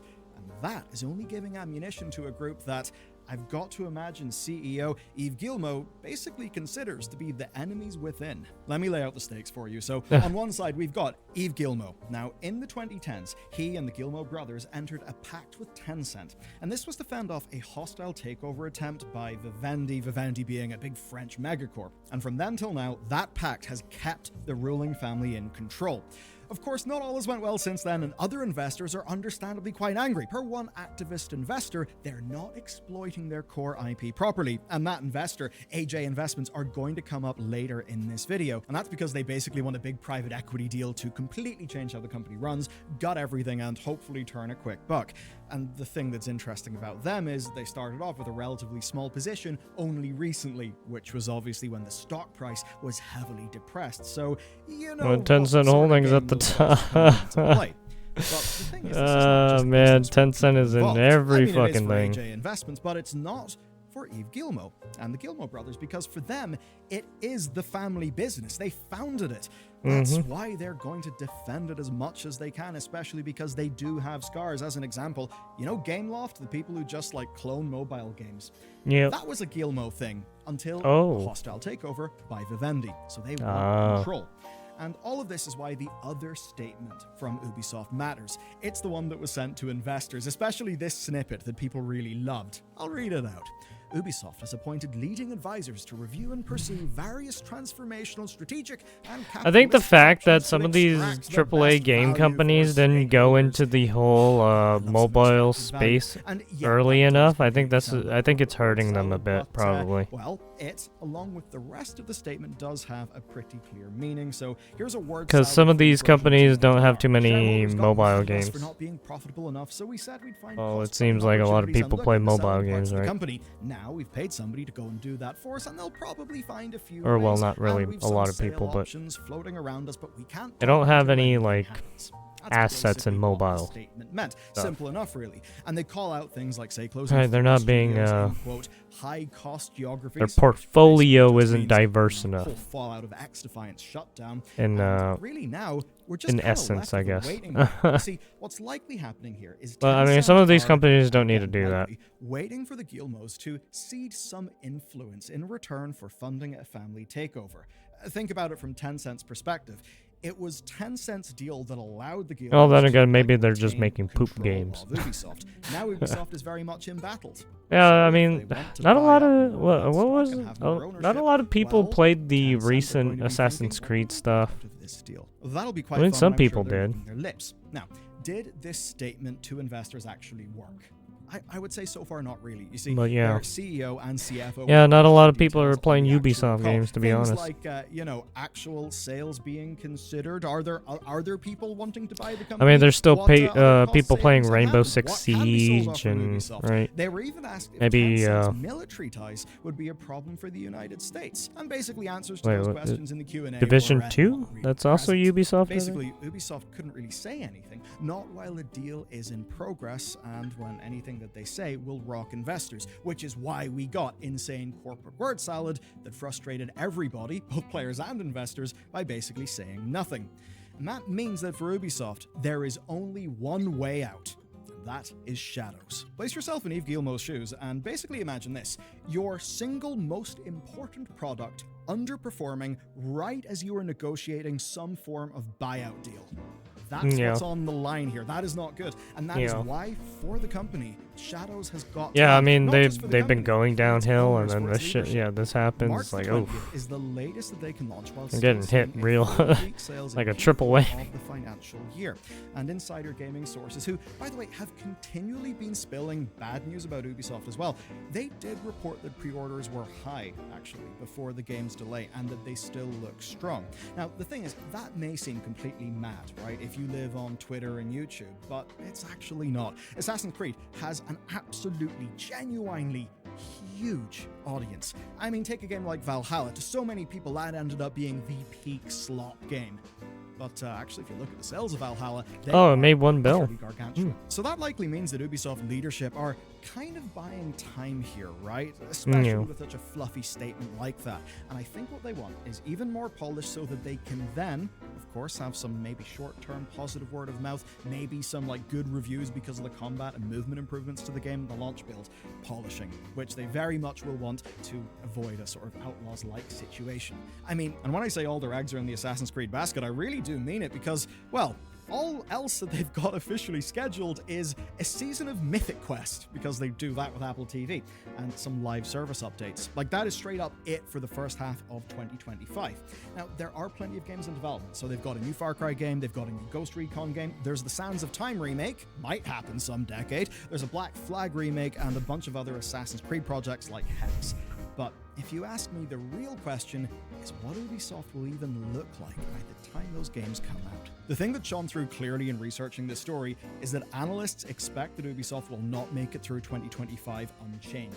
Internal health at the studio is bad. Again, Insider Gaming sources suggest that employee trust is as low as 15 to 20% in some studios. So as a business, it's rough. At the bottom, it's rough. And at the top, it's real bad. The Guillemets are absolutely hanging on for dear life right now. Well, I mean, And yeah, I mean, it's yeah, they built this company from the base up, so yeah, they're trying to hang on as much as they can. They don't want to lose their fucking baby, right? This is their child, man. They spend so much fucking money on this shit. Yes, it's kind of interesting because, in a way, the personal incentives of the Guillemot brothers are shockingly aligned with some audience members, with customers. And that's basically because the only way the Guillemots are going to get out of this is if they somehow land on a really big hit. So they have all of these incentives to have the best launch of this game that is humanly possible within like a reasonable time frame, because if this doesn't end up being good, they lose so much Yeah, time, they'll much control, and they're probably yeah, going to be their outmaneuvered. reputation So will be in a rather counterintuitive torched. way, that's kind of good news, but not really for the best of reasons, because I mean, I think people are still going to play the game even if they fucked up a lot of the kind of like historical lore. I don't even know why they were trying to go so heavily in the they're going to be back to their old tricks and their old ways of doing things. historic So that's not lore of exactly the good. Now, if of Tencent the get their way, environment. well, that's going to be even more consolidation in the games industry, and again, smaller projects are probably going to die. Then, obviously, Oh, well, not AJ and his fellow historic, activist investors do get some sort of historical private equity ownership accuracy thing going on. Well, you can bet that of whenever new leadership the in that environment. scenario, well, that they do not care about games, that they only care about profit, and that is a world where you will see absolutely Activision levels of min-maxing just the things that work, and no creative risks, which would absolutely suck. To be honest, what that means for me is I'm actually looking forward to the future, both out of genuine and morbid curiosity. And speaking of that, Well, speaking we'll of things that are a see. bit morbid, Will they make it out? Kerbal Space Program 2. There's Only interesting, time really will good news, tell. and to learn about it, check They out this have video next. to release it. They gotta release it. We will see. What do we got? Yakuza Like a Dragon?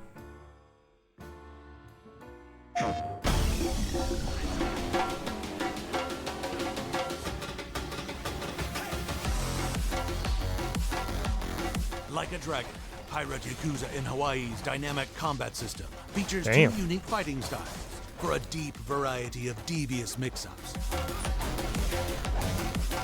So Majima has like a pirate stance now.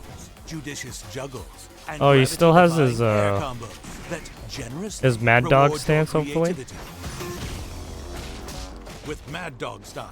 Oh, he channel does. Machima's Yeah, musclemen nice. To slash and stun scallywags into submission. Deliver They actually made precise it better yet too. Powerful It looks combos like. with speed, agility, and flair. Dodge and block to land destructive counters. Then bust out a heat action and send them below decks. Still standing?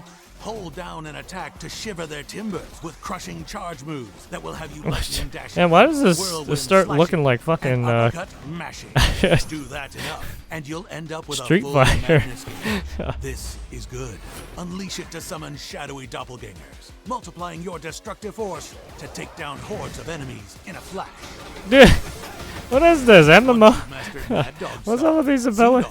Has Dude. dual-wielding cutlass short swords and buccaneer gear to make shock bait of They're making the Yakuza series more gamey, your cutlasses like razor in the sharp sense of boomerangs to slice through crews. like a build, Or use your chain hook like to a close hero the gap. game almost. Then yo ho ho, break out your pistol and blow So many the man fighting down. stances. If you feel the tides turning against you, summon reinforcements with fabled dark instruments and a maxed out madness gauge. Dark god of the waves. Dark god of the deep. Dark god of the ocean. Cool. What the fuck? Dude, what is this? What is happening? Let the dogs off the leash, and the steel really starts singing. Mix up fighting styles with lightning fast swaps to execute criminally creative Dude, this is combos getting and insane. give these clowns a hands-on juggling lesson.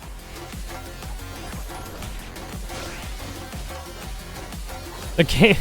Every time I see Yakuza now, it gets even more ridiculous every time. Take the fight to the air with Majima's electric jump. After yeah, Yakuza Like a Dragon, fucking everything went on all over the place, man. We're keeping this sea shanty short, but there be tales of scattered makeshift weapons to find and wield on the fly. Of upgrade paths and precious rings that enrich your abilities. And plenty more to discover as you master a dual combat system as savagely maniacal as the man once called the patron saint of pain. Kiryu-san. The twin fists of Mad Dog and Sea Dog. Simple to pick up, deep as the ocean, with a skill ceiling higher than a crow's nest.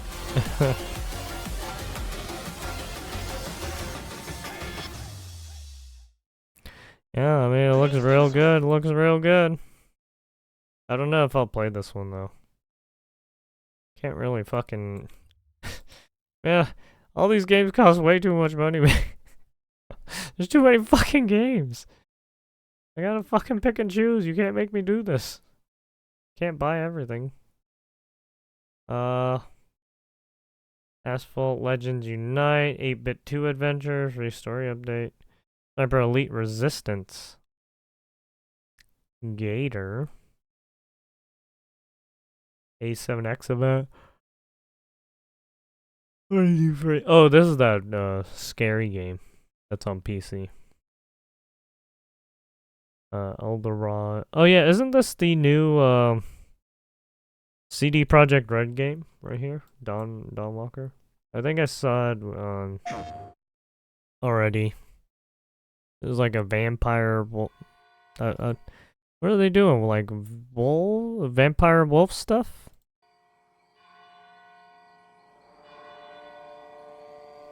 Yeah, from what I saw last time, it looks real good.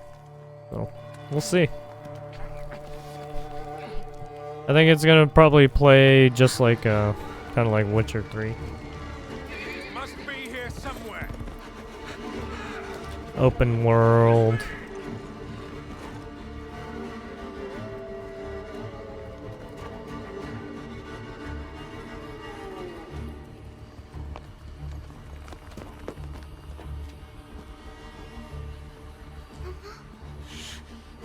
Oh, well, what was the last vampire game we played? Oh, it was Vampire.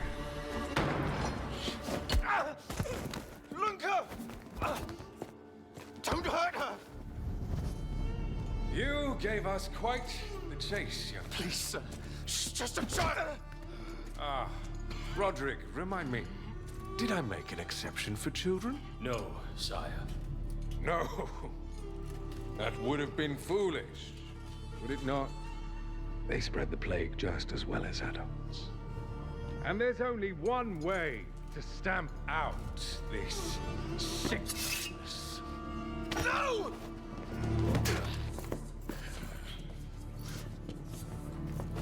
Not just a runner, but a fighter, too. Had we met under a different moon, things might have ended there. Oh. Oh. Got that as leg.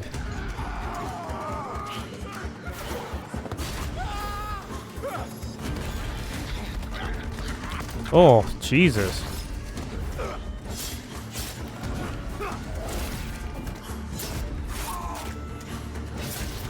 Ooh. Oh. Yeah, it looks like the vampires are from like different eras. You have someone from like a medieval era, you have someone from like a... Lunka.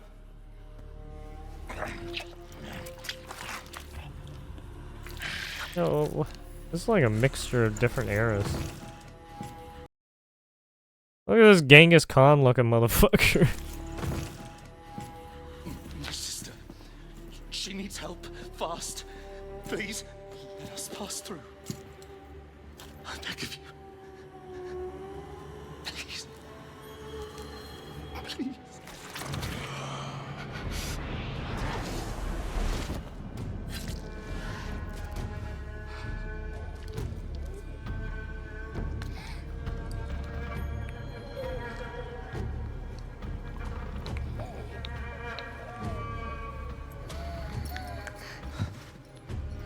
I don't know.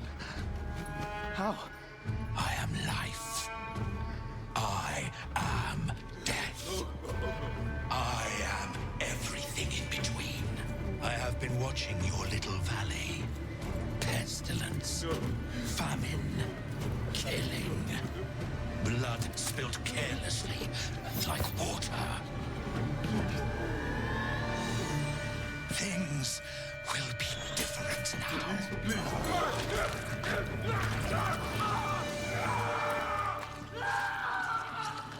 For all of you. I like how they put like some of the Witcher 3 like that Witcher 3 sound right here. For all of you. The ladies screaming, or well, not screaming, but singing.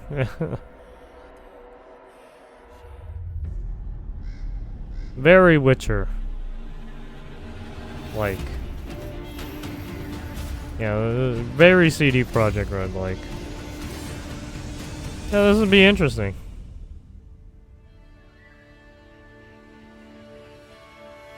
Yeah, it looks good.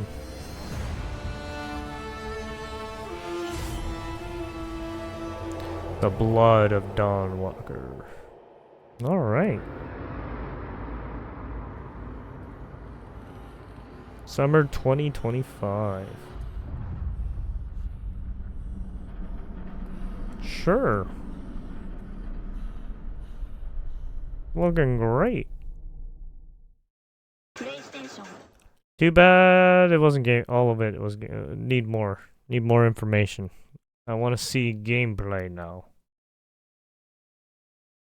Or at least, I guess them and during when they show off like a quest or something. Season of Witchcraft. It's thanks. Smite 2 free to play. Oh, that launched. Oh, it's on PS5. Afterlove EP. Tomb Raider remastered stuff. Fortnite.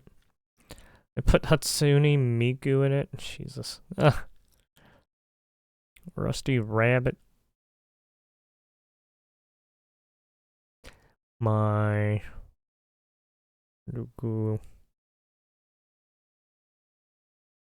Duality, Echoes of Ada. Architect Live, Call of Duty. Element. Cody Biteland, Marvel Rivals, Season 1 Battle Pass. Darkhold trailer. Oh, who's in the Darkhold trailer? I don't think I saw this. The Venom? Oh no, never mind. Loki?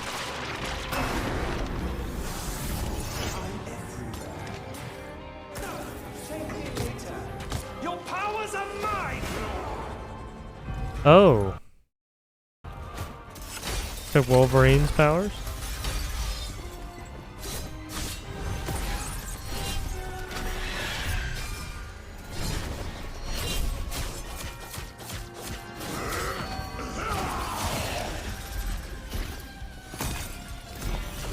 Was that Magneto? Rocket Raccoon.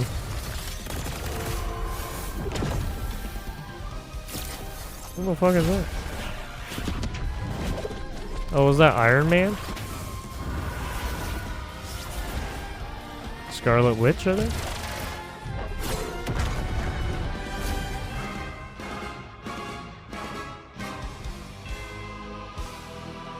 Darkhold. Unlock 10 all-new costumes and more cosmetics. I mean, they do look good.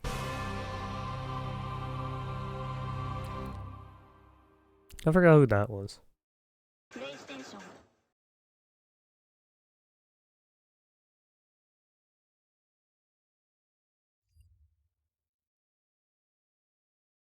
No way, they're making House of the Dead 2 remake? Oh shit.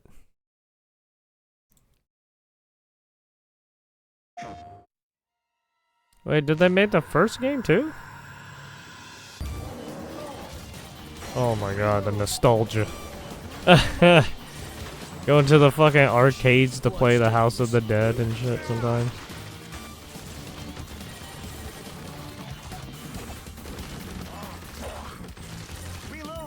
Reload. Reload.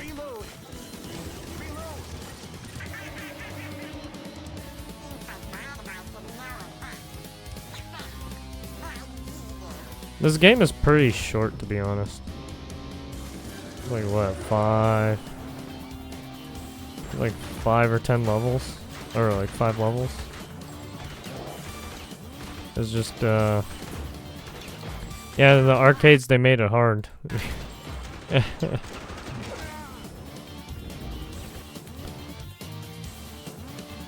House of the Dead 2 remake. What the hell is going on in the city? Don't know, but it's very similar to the 1998 Curian case. That case? That case? Fuck, I don't want to buy a new PS5. Fuck. I don't want to do it, damn it. Fuck. Dude, the House of the Dead games were some mindless fun. Just fucking around killing zombies. And booses.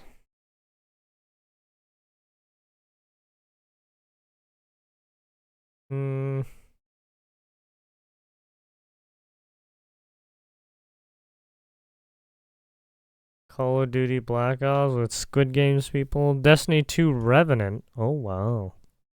New Midnight Black Collection.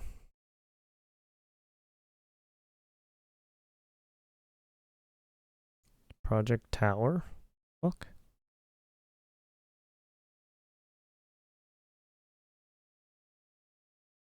Okay. Game trailers.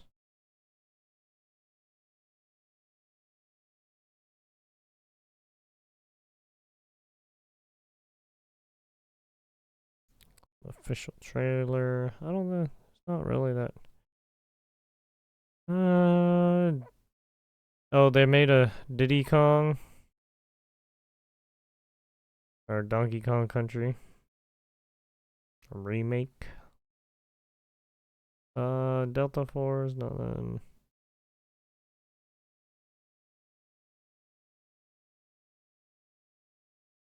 War Torn. MK1. Sniper Elite. Promise Mascot. Achilles Survivor. One of the Ravage Dead. Virtual Fighter. Oh, they're making a Chernobylite too? Chernobylite 2 is an RPG set in the post-apocalyptic open world of Chernobyl wastelands. Dive into an immersive story where every Wait, did they make it action third and every person? choice has a Oh, they meaningful only showed it consequence. third person there. Take it easy, man. Decide how you want to play. Who do you want to be? A close combat fighter? Oh, a what? sharpshooter with a keen eye? Oh, that's Maybe weird. a Chernomancer with tech skills and Oh, they changed it a intelligence. lot. Or a silent assassin using shadows to pass enemies by. Try different builds anytime Wait, you want. wait, what? Is this really Chernobylite? What the fuck? It changed so much?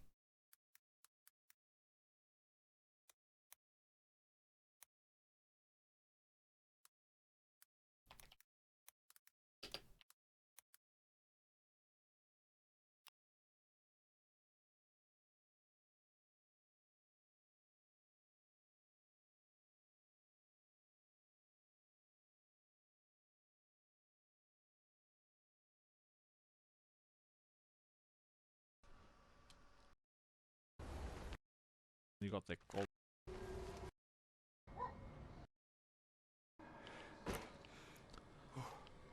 For a scientist, he seemed to be too good at that. You better use the Definitely not what it used to be. It's like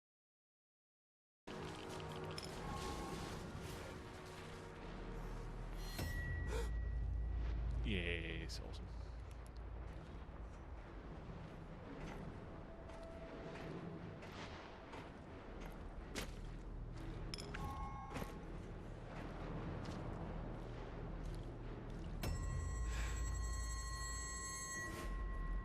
how many times have we walked through these gates? More than I can count. Let's go in. Okay, I guess it changed a lot. Realities and switch on the fly. What? Explore. What the fully fuck is open happening? world. I guess something happened in Warden to make Travel all freely this shit across the happen. vast, dangerous areas. Manage your companions wisely.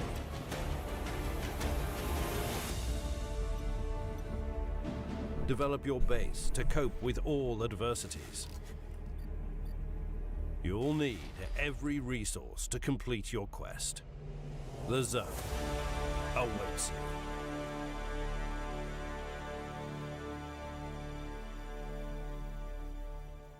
I had no idea.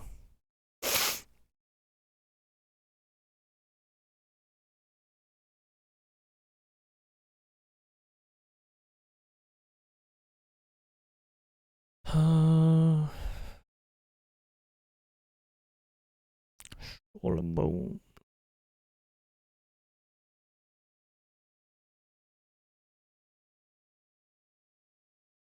Blade and Soul Neat? What the fuck? They're still making fucking content for Blade and Soul? Holy shit. It's still going. Project Pantheon.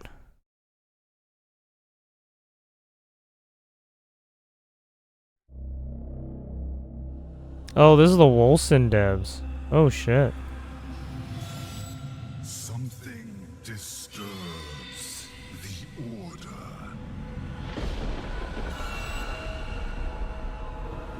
My order.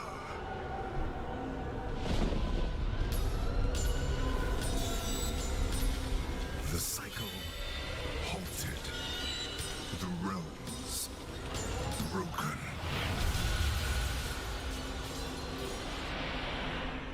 Once again, the cosmos needs the guiding hand Death? of death.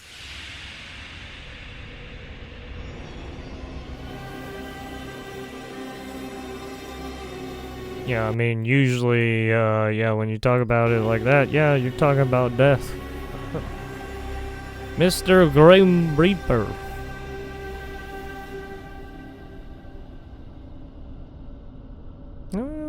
Too bad we didn't get any information. Mr. Grim Reaper, don't reap.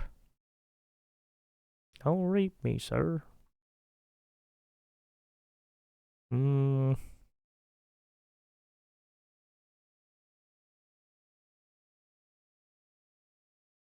Dynasty Wars, ZZZ.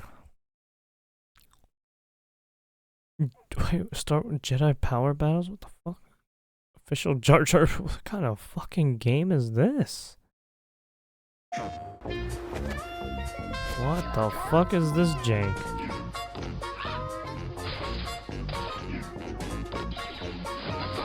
Oh, this is like old school shit.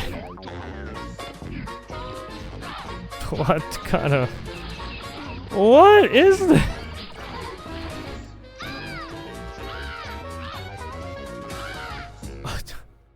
What the fuck? Okay.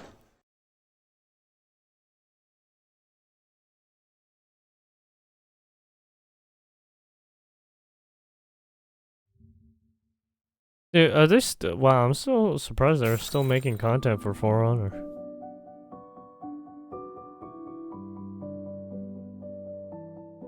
You break something? Your mirror? Whoa.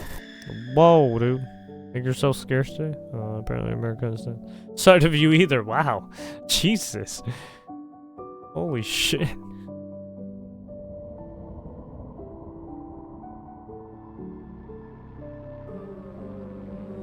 Oh, hi. Oh, that's just Kool-Aid. Don't worry about it. Just Kool-Aid. No, get away. No, get away. Get away, bitch, get away. Fuck you. Can't get through the glass.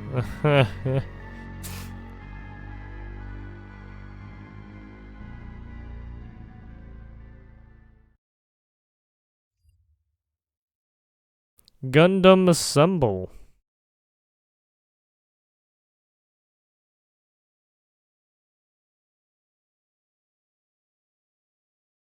Civ 7. Ooh. Lafayette.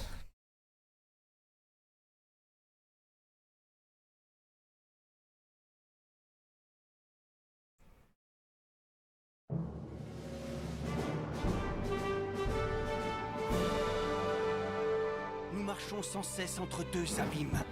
La précaution et la modération sont le chemin à suivre. French nobleman Gilbert de Motier, the Marquis de Lafayette, sought revenge against Motier. The French nobleman Gilbert de Motier, the Marquis de Lafayette, sought revenge against the British for the death of his father, joining the American Revolution in 1777. Lafayette then returned to France to guide that nation through its own crisis. As a judicious diplomat, he respects those who prioritize refinement over reach. A strong taste for diplomacy and reform gives Lafayette major bonuses for establishing good relationships. Gilbert du Motier, Marquis de Lafayette. Lafayette also receives extra combat and social bonuses abroad for establishing traditions at home, echoing his aid in the American Revolution. In the modern age, consider pairing Lafayette with the French Empire for flexible celebration effects. Yep, he was the one that helped George Washington. Charge for freedom as America. Or choose a different path, all your own. But whatever you build, remember to build something you believe in.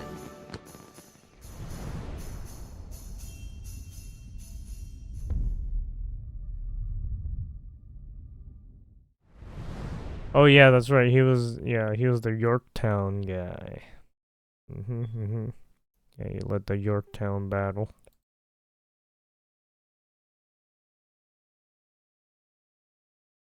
Battle of Yorktown.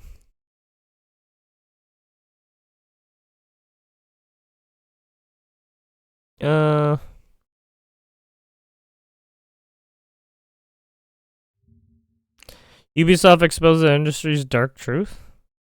What dark truth? I guess I'll see it. Mudslide? Yeah. Oof. That's unfortunate. Yeah, mudslides, fires. Yeah, not fun.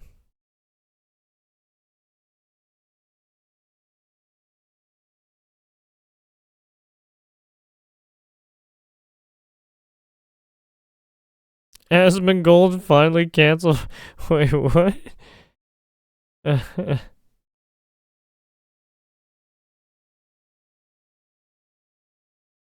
Oh, is it because of the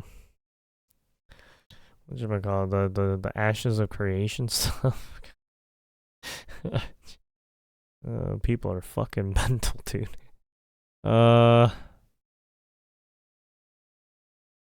Why are people so mental?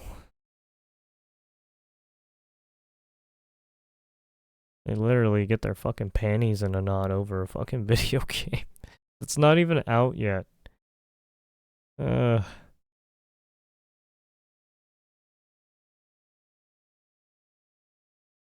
are people so unreasonable?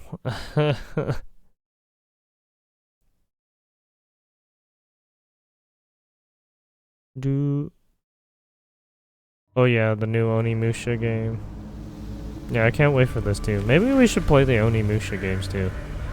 The Onimusha games were pretty fun.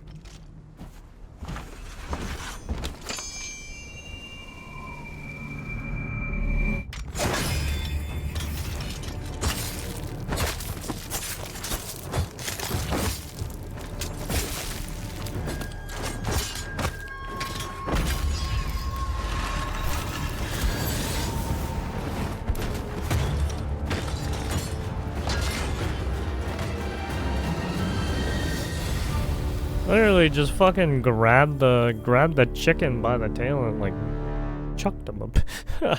It's like, what the fuck? It feels like I'm getting less human by the minute. I'm guessing this is the new protagonist, I'm guessing. It's not of the old protagonist.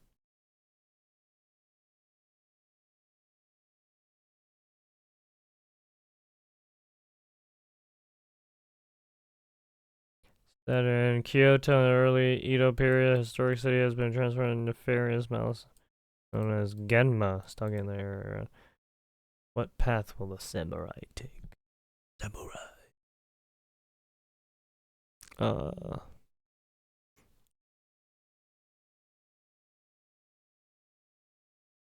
Covenant? What was this one? Was this like the... You seek the old notes. Like Souls-esque? What a fool you are. Like fowl to feed. Your kind seeks death. Something is coming. Unreal. Yeah, I think this is something greater. Like a Souls-like. What have you done? That hell yawns before you. That's a big sword.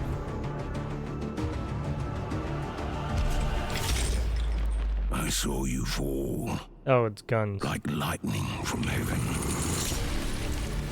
The way forth is long and dark. It's a Souls-like, but with guns. You must be most brave.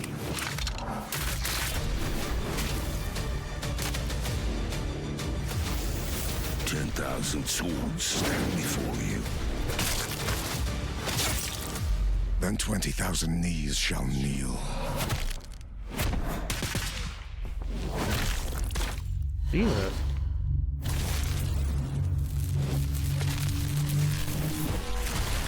The time What the is fuck nigh. just happened? What wilt thou do? The axe comes to fell the tree. Oh, the rolling, the rolling system. Yeah, Adversity become your fetish. Hardship your home. like first person rolling system. The hero of old. The man. Yeah, it looks a little jarring sometimes. Ugh. You to change it all.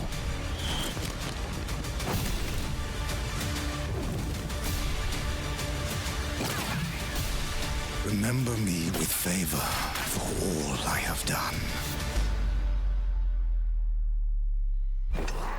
Tell the old man to send another flock.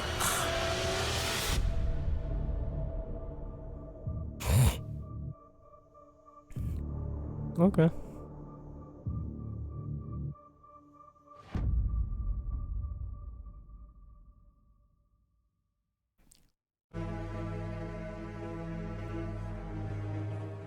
But look at what I've inherited and what I've done. Uh-huh. Else for Israel Hamas ceasefire by Monday? I mean, aren't they just gonna fucking fight again after? Hopeful, but probably not, yeah. Yeah, when I first saw the article, I was like, I don't know. What was it, yesterday? It was the first, like, was it yesterday the article I saw, or was it 2 days ago? Oh, it was one of the days, but yeah, when that article showed up, it was like, I don't know. They seem to be pretty pissed off at each other. Good evening. CBS News can confirm ceasefire talks are on the verge of collapse. That's from a source close to the negotiations. And they're still hostages. The CIA director is meeting with Qatar's prime minister in an emergency session. Hamas's delegation is talking with its own leaders, and Israel's prime minister says his government will not agree to Hamas's demands. Well, there's again after new demand by Hamas.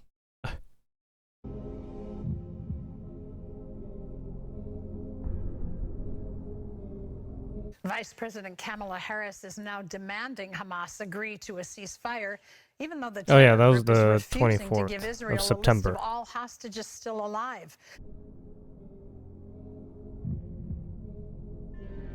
Well, yeah, he has little control. Oh, yeah. Who the fuck is gonna listen to these? This dumbass.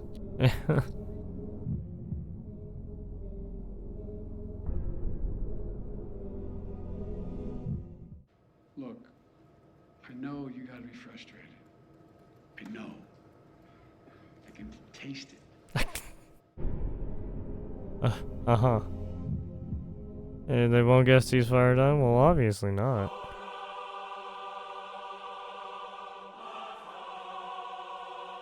You better do this, because the alternative...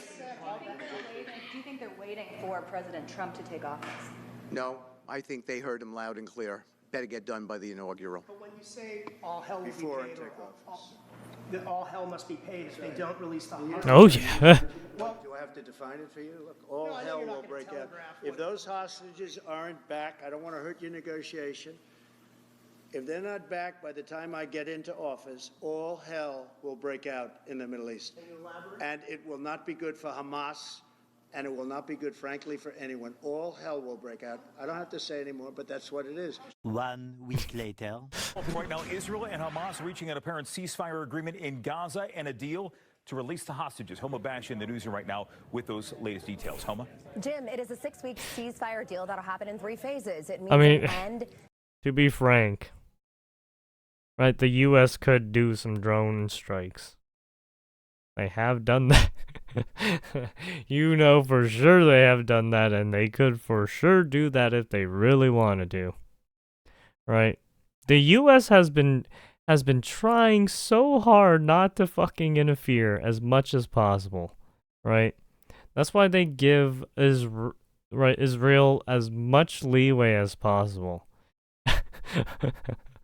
But Biden, I don't know what the fuck Biden was doing. He screwed. He's not even a part of the deal, and they just kept fighting and fighting, and then all Trump had to do was say one thing, and they're just like, okay, well, The 15 months of fighting and devastation I don't want to in Gaza, get it also means bombed. the hostages held by Hamas will be released, including 7 Americans. Well, I'll be damned. Later that same evening. This deal will hold. I'm confident. Thank you. Folks, credit for this, Mr. President, you or Trump? Is that a joke? Is that a joke?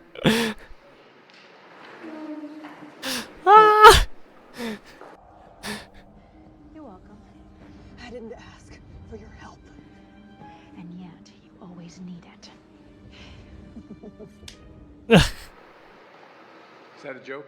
No, but you are. I can't. Why did he even turn back? Why didn't he just keep walking? Fucking weirdo. Fucking Biden, dude. I'm gonna be honest. I think It's funny because he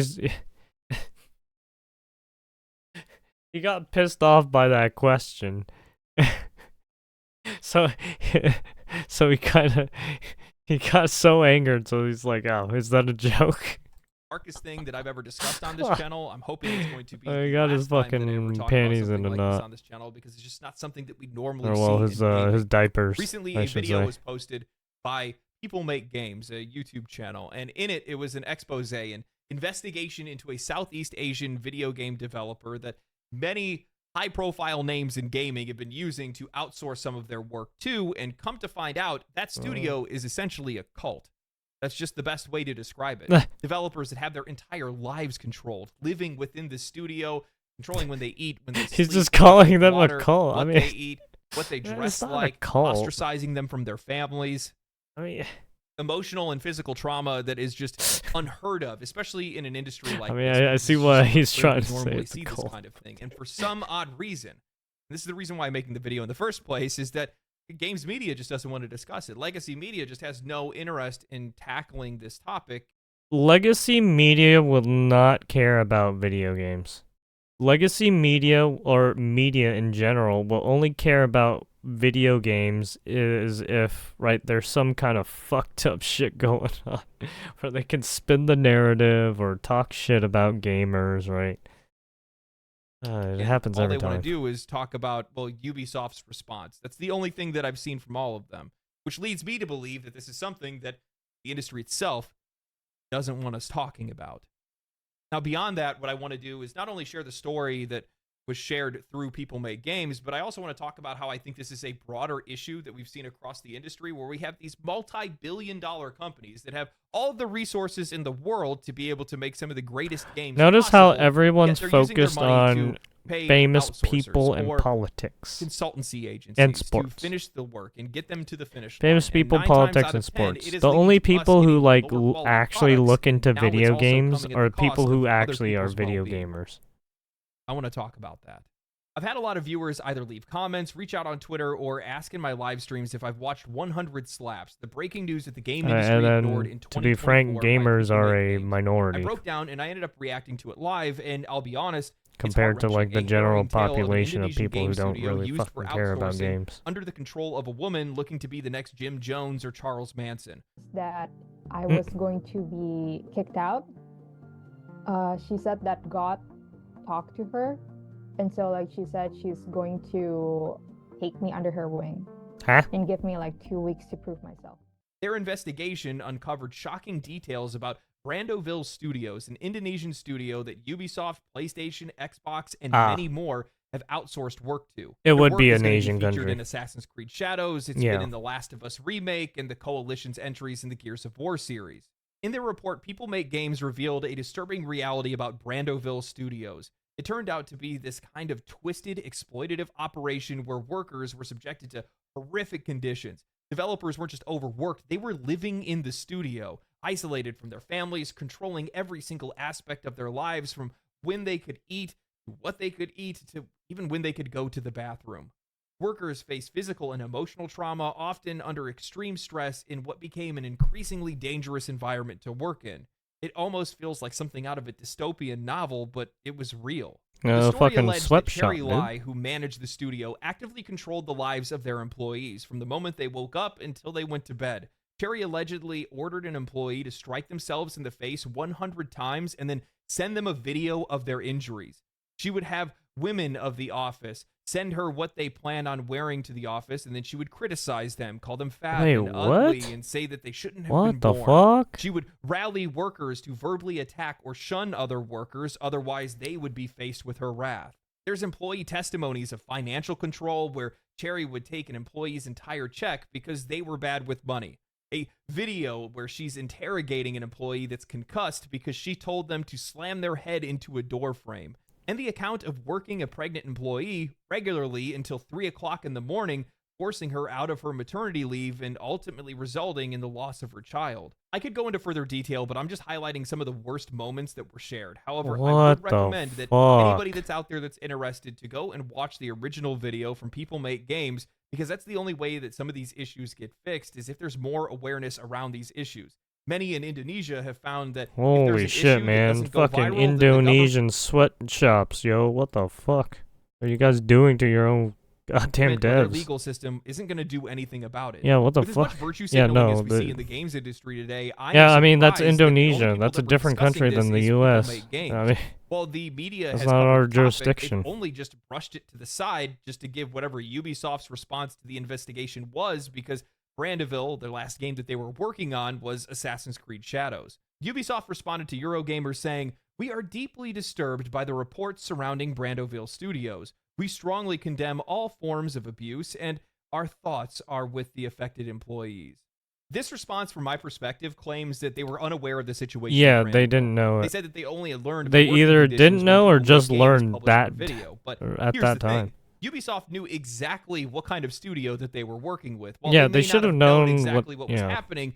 They knew exactly what they were paying for. They Yeah, chose what to the fuck? outsource work to Indonesia, a country that is known for lax labor laws, where Yeah. companies can get away with practices that would be unacceptable in most parts of the world. That's I think even why in these Malaysia, companies too. outsource to these countries in the I mean, first some of these place. countries, They yeah. can get it done fast I don't. and Yeah, cheap the labor under any laws in some of condition. these countries It's not are that super Ubisoft didn't know lax the risk. sometimes. They knew.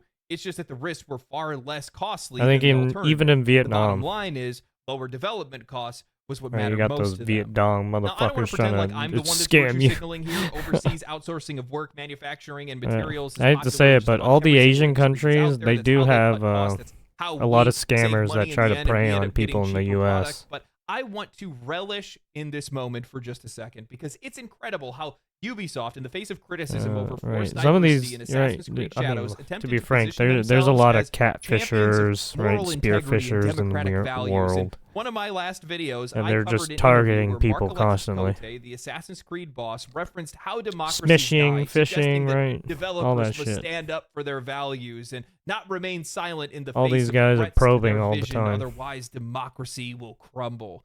His rhetoric painted himself and his developers as freedom fighters, self-censoring to avoid backlash and risking everything to preserve their ideals. Yet, that high-minded talk is utterly undermined when you take a closer look at Ubisoft's actual actions. Instead of standing firm in their purported values, the company is outsourcing labor to Southeast Asia, where workers endure exploitative conditions, all to cut costs and maximize profits. They are knowingly taking advantage of countries with lax labor laws where they can pay workers less, offer fewer protections. I mean, I hate to say it, but all companies do this. Even our own government does this. I mean,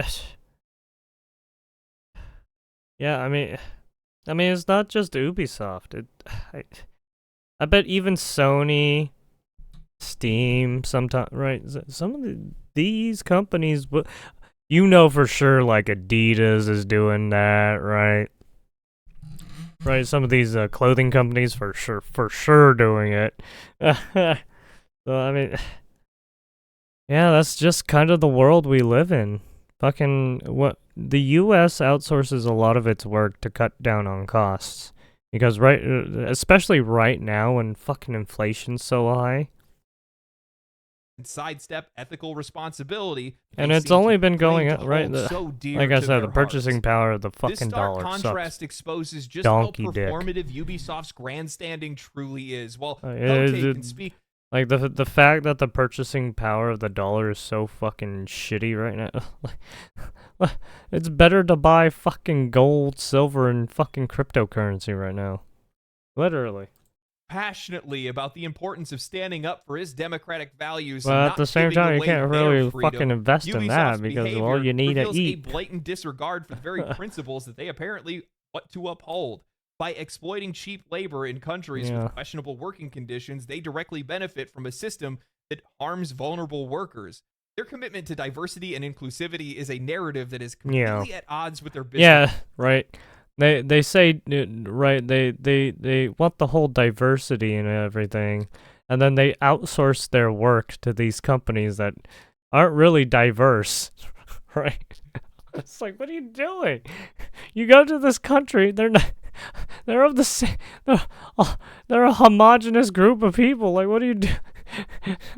This practice versus like the EU, UK, right? Some of these other countries are more diverse than fucking some of these other ones. revealing that their Like, what? values aren't nearly as virtuous as they'd like us to believe. Yeah, I feel like they're just I feel like these companies are just gaslighting you every fucking time.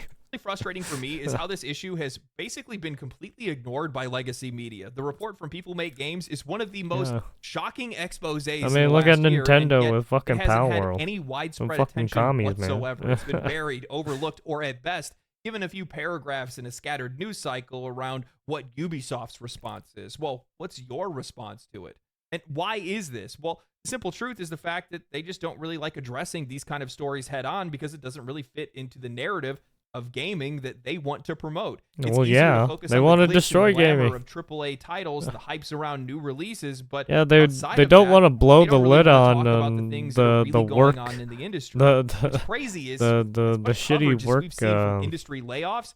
Our discrepancy overseas that's workers going on. not a part of your narrative. And how fucked up It must be is. hard for them, hard to confront the reality of exploitation in the industry, especially when a major publisher like Ubisoft is involved. Here again, we are with a sort of complicity between big media outlets and major gaming publishers. The media benefits from positive coverage and early access reviews, and the publishers benefit from the media's largely uncritical support. Mhm. If the media was really interested in protecting the interests of consumers and the employees, really defending these people, then they would be holding these companies accountable, but that's not what we're seeing. No, Instead, what dude, we get to it's- see is something that's becoming a much more common trend, It doesn't which matter. is them defending They, the they industry want money, and ignoring the parts and that would and actually blowing make the a lid on this difference. stuff It's all doesn't give them performative money. empathy. That's all it's ever been. That's all it ever Yeah. will be, because at the end of the day, their actions. I hate to say, even like I said again, our own government does this. That's why they don't tell us a lot of information. That's why they let the mainstream media gaslight people all the fucking time. Right? Never line up with the words that they speak. They That's just why want you have to everybody go to think that fucking they're so independent virtuous creators and now, righteous, or just a independent slug journalists, like because the rest of us. they're You the don't want only everybody ones else who to are know actually that, getting but the stories it's the now. truth. You know, Ubisoft, I'm going to give you guys a little bit of a secret. Don't tell anybody, okay? This is why your games suck. It's because you're fake people saying fake things, taking fake actions, when at the end of the day, none of that stuff is actually lining up. Right at the Real end of people- right, how many of these companies are actually using bots to like to inflate their numbers and shit? It's like, oh god. people make real games. At least Yeah, and that's you're my employing a perspective, or at least that's my outsourced group of experience in the people past, in a because different the very country to do it. generic nature of your being is then reflected onto the games that you're making, and that's why your games aren't very good. The gall of these people to go and do an interview and talk about how gamers complaining is an assault on their fundamental freedoms and how they need to fight back, these freedom fighters they are over at Ubisoft, while at the exact same time they are outsourcing to Southeast Asia, where some of the working conditions are the worst The that worst. I've seen in a really long Yeah, time. Working yeah. unreal Take a look at hours to any get of these some of their games Asian done out countries, the Vietnam, China, right? Any of Gotta these love countries. it. This is such a Their mask working off conditions moment are for way both worse than games, ours. media and the games industry at the exact same time, because on the games industry part, you have you have writers and journalists that have been talking about, the layoffs, but apparently you guys don't care about workplace conditions as long as it's not in California. Yeah, basically. And then on the industry side, the issue that I have, there's Yeah, a lot it's, of different yeah. issues that I have with Also, this, but I hate to say it, but any of the companies that are like California based, they are for sure outsourcing companies overseas. No, right? EU, right? EU, London, right? Especially when you have an international business that has to deploy, right, these services to all these other regions where you're gonna be uploading your game. Yeah, they're gonna be outsourcing, localizing it to these regions. So yeah, they're going to be outsourcing a lot of work, and sometimes one of the things is right, that we the have so many currency publishers and conversion studios that have rates are normalized outsourcing different, work and to the point the where they're not working even really conditions vetting are any of these different, right? companies that they're working Wait, with in the first right, place. completely And different as a result, cultures. we are getting lower quality products. because Well, they are yeah. rushing. I mean, and the pushing change and in trying to get to hands release as and quickly as they right possibly can, for as production cheap and as they how possibly can, and we're the culturally we ones that are produce suffering things as a are result of that. completely And different. also the workers as well. Yeah. And I actually think that this is something that is a I mean, our leading whole cause as to perception why and so many games ideology have on just how we work is bad. completely The process of game different to all development is these a other massive, complex undertaking, overseas and part of countries. it So lies it's like, the yeah, studio, where the yeah, there's talented going team, to be designers, issues somewhere. programmers, artists, and writers all come together to build a world. But as the scope of Yeah. that project grows, I mean, so it's does not the like need that for more anymore. hands on deck. Personally, I think this is one of the biggest issues that's Well, plaguing I mean, AAA I gaming shouldn't right say now, where that. studios just want to keep making It's games sometimes bigger like that and and bigger sometimes because they think that's it how they can isn't. add value to the game, where studios are over-scoping their projects, bloating their games out, and Yeah. putting themselves up against a wall, needing more developers to help them finish the game. Whether it's creating detailed environments, producing hundreds of character models, designing quests, Yeah, I mean, writing just- narratives, or ensuring that the game runs smoothly across all platforms, there is simply not enough hours in a day for an in-house team to handle Yeah. everything. Outsourcing has become a staple of modern game development. Large studios in particular often face immense pressure when it comes to meeting deadlines or staying within budget, all to appease shareholder interests. And in this high-stakes environment, the easiest way to manage the pressure is to turn to external contractors who specialize in specific areas of game development. Yeah. By outsourcing, companies can quickly scale without the need for Your overhead hair of looks hiring great, and by the training way. new I don't employees. like you. Commonly outsourced tasks include art design, Why QA, do you sound keep design, and full trying to game gas modules me like up? I combat or hate that. multiplayer systems. Art and asset creation are frequently outsourced to agencies or What freelancers are you like doing? Brandeville Studios, which What are you helps trying to butter manage me the up for? large Huh? volumes of work at a lower cost. QA testing is another area that's often outsourced I appreciate to the meet tight compliment, deadlines, but but this is a compromise what are you of doing? quality. Rush QA can lead to a lot of issues, as we saw with the launch of Cyberpunk 2077, where outsourced testing contributed to that game's critical issues. When Cyberpunk 2077 launched, it was a disaster. The game was filled with bugs, glitches, and performance issues. A lot of the blame ended up falling on CD Projekt Red's decision to outsource their QA to Quantic Lab, a Romanian company. Reports ended up saying that Quantic Lab's employees were underpaid and overworked, with little time to even properly test the how Ubisoft exposed the industry's dark truth, but it's not even Ubisoft that exposed it. Well, I mean, this is his Well, this is his video. I mean, just take you. I mean, the industry's dark truth has been running in not just gaming industry, but it's been running in the fucking fashion industry, the software industry, right? All these tech industries kind of are fucked like that, to be honest. Because our governments kind of make it out to be like that. the game in the first place. These rushed tests and major missed issues ended up contributing to one of the worst game launches in video game history. In hindsight, outsourcing such a crucial task was a huge mistake, one that damaged the studio's reputation and took years to recover from. Even now, they still haven't fully regained players' trust. Cyberpunk 2077... If you were to build anything, would you outsource your work? Or would you source your work in your own country? Isn't the only example of this. Sweet Baby Incorporated, an agency that's known for their narrative design, has faced heavy criticism. Now, while they've been at the center of a culture war debate, their work on narrative-heavy games has been called out for failing to deliver on the high-quality stories expected from AAA titles. Their contributions have been blamed for incoherent, shallow, and often offensive narratives that failed to resonate with players. Since the story is the central part of many games, outsourcing it to a different agency really doesn't make a lot of sense. It doesn't make make see sense. what kind of disastrous results it can lead to. Anthem is another really good example of a game that suffered from outsourcing issues. The game heavily relied on external studios for components like art and even its gameplay, aiming to speed up development and cut costs. However, this ended up leading to an inconsistency in their design choices and a lack of cohesion. For example, the art direction varied greatly, with some areas being completely stunning and others underwhelming, due to different teams that were working on separate assets. The combat system is just the same. This is something that's crucial for any multiplayer game, but it ended up feeling disconnected from the overall game and its open world design. Outsourcing contributed to these inconsistencies, playing a major role in that game's critical failure and eventual abandonment.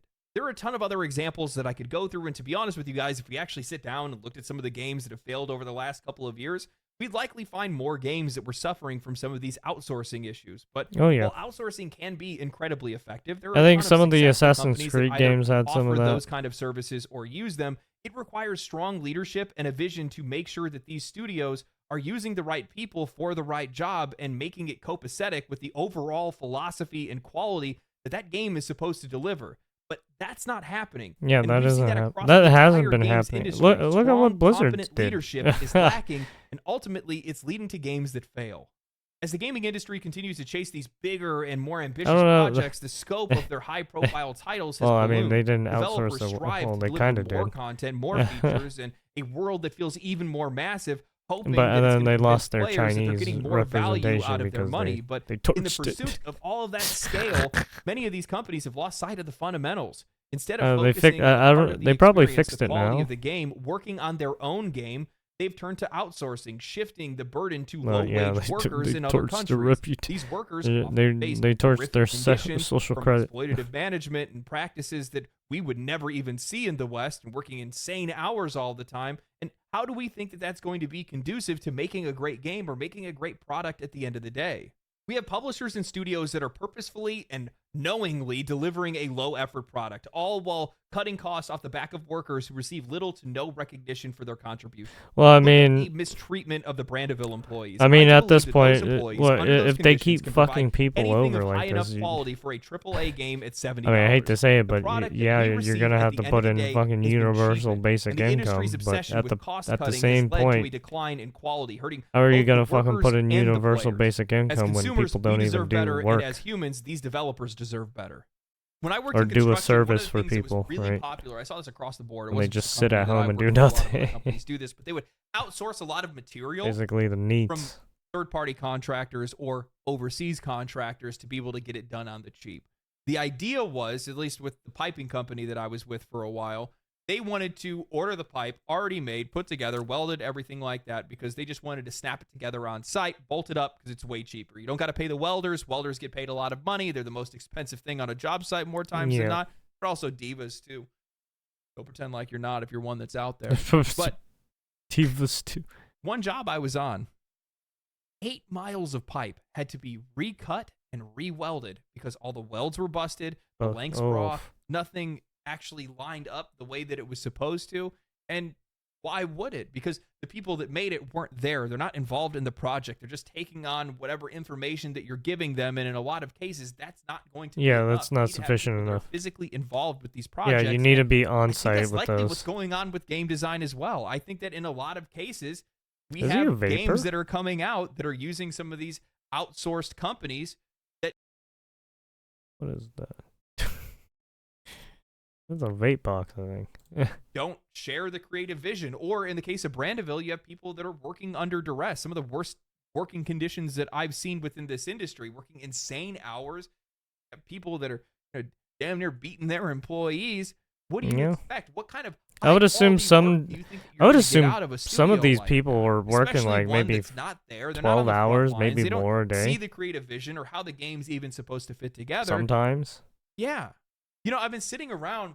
Yeah, especially thinking to some of these myself, devs. I why would have assume games some gotten of so them are working like 12 plus hours a $500 day. million. But, $1 like, billion budget on a and video it's game. at How their do you spend that detriment. much It money? doesn't do them And any then I come good to or realize justice to do it's that. likely because they're Oh, outsourcing shit. things, trying to get it done fast and cheap, Yeah. then getting it back, and it doesn't work. And then they got to do it themselves, or they got to hire more people, or they Mhm. got to extend their development period, or whatever it might be. And it's costing them a ton of money to do so, rather than Yeah. if they would have just done it themselves. Look at CD Projekt Red. They outsourced their QA, and then they took 2 years to fix those issues and balance the game. That's a lot of money, man. That's a lot of money. I sit back. Well, I and mean, also it is a think lot of about money in the way today's that these age. game journalists have been talking about industry layoffs and things like that, and condemning players for pushing back against Sweet Baby Incorporated and stuff like that. Why wouldn't you join us on that if you care about these developers' jobs? Because from my perspective, that work should have gone to those employees rather than sending it off to somebody else that doesn't have anything to do with that project whatsoever. Yeah, that's another thing. Why do they keep trying to work with these companies that don't actually know what their work is and only come in after the fact and then start trying to change things? It's like, what the fuck? Why weren't you there at the beginning of the very right? What are we doing here? That's the way that I see it. You know, and I'm not going to listen to any of these studios or publishers feign ignorance over, you know, what's going on with companies like Brandeville at this and point, stuff like that. they that's will probably abhorrent. How could they do 50% lie to something you. like that? We condemn them for doing so. Yeah. We would never do that to our I mean, employees. just I hate to say this, but you paid somebody else to do it. I hate to say You this, want me but think of the internet as 50% bullshitting you. Believe that you guys are so incompetent that you didn't vet a company that was going to make assets for And one of like the most the other important- 50 now, the bullshit, you have to most try and important figure out game if it's release true of your or not. company's history.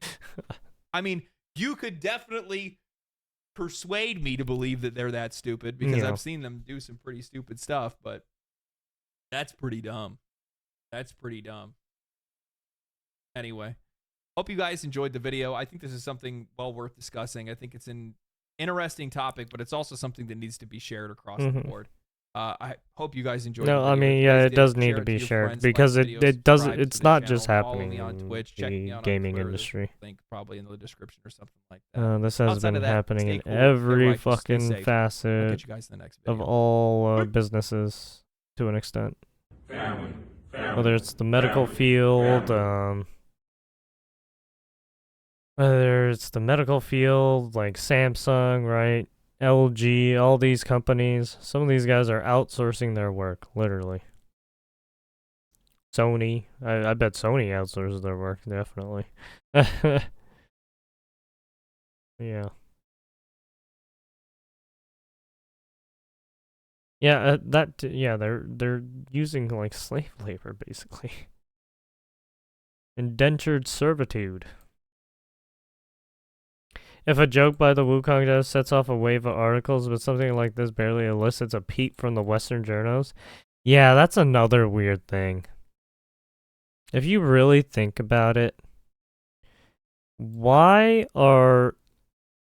I think because they don't want to touch on topics that deal with like real crisis situations, because it's right. These people have no skin in the game when it comes to like real like criminal, like almost literal criminal activity almost. Right, when any of these, also it goes against their narrative too. Because they don't want to show that, oh shit, devs are getting fucked up, right? Because there has been already so many instances where dev overwork culture, right? So they don't want to bring it to light probably because of that. But at the same time, yeah, some of these people are shady as fuck. Right? So yeah, like I said, some of these people have no skin in the game. And they will not care about someone suffering in the industry. Outsourcing has become code for using slave labor, paying foreigners less than a livable wage, something we should be paying domestic workers livable wages for.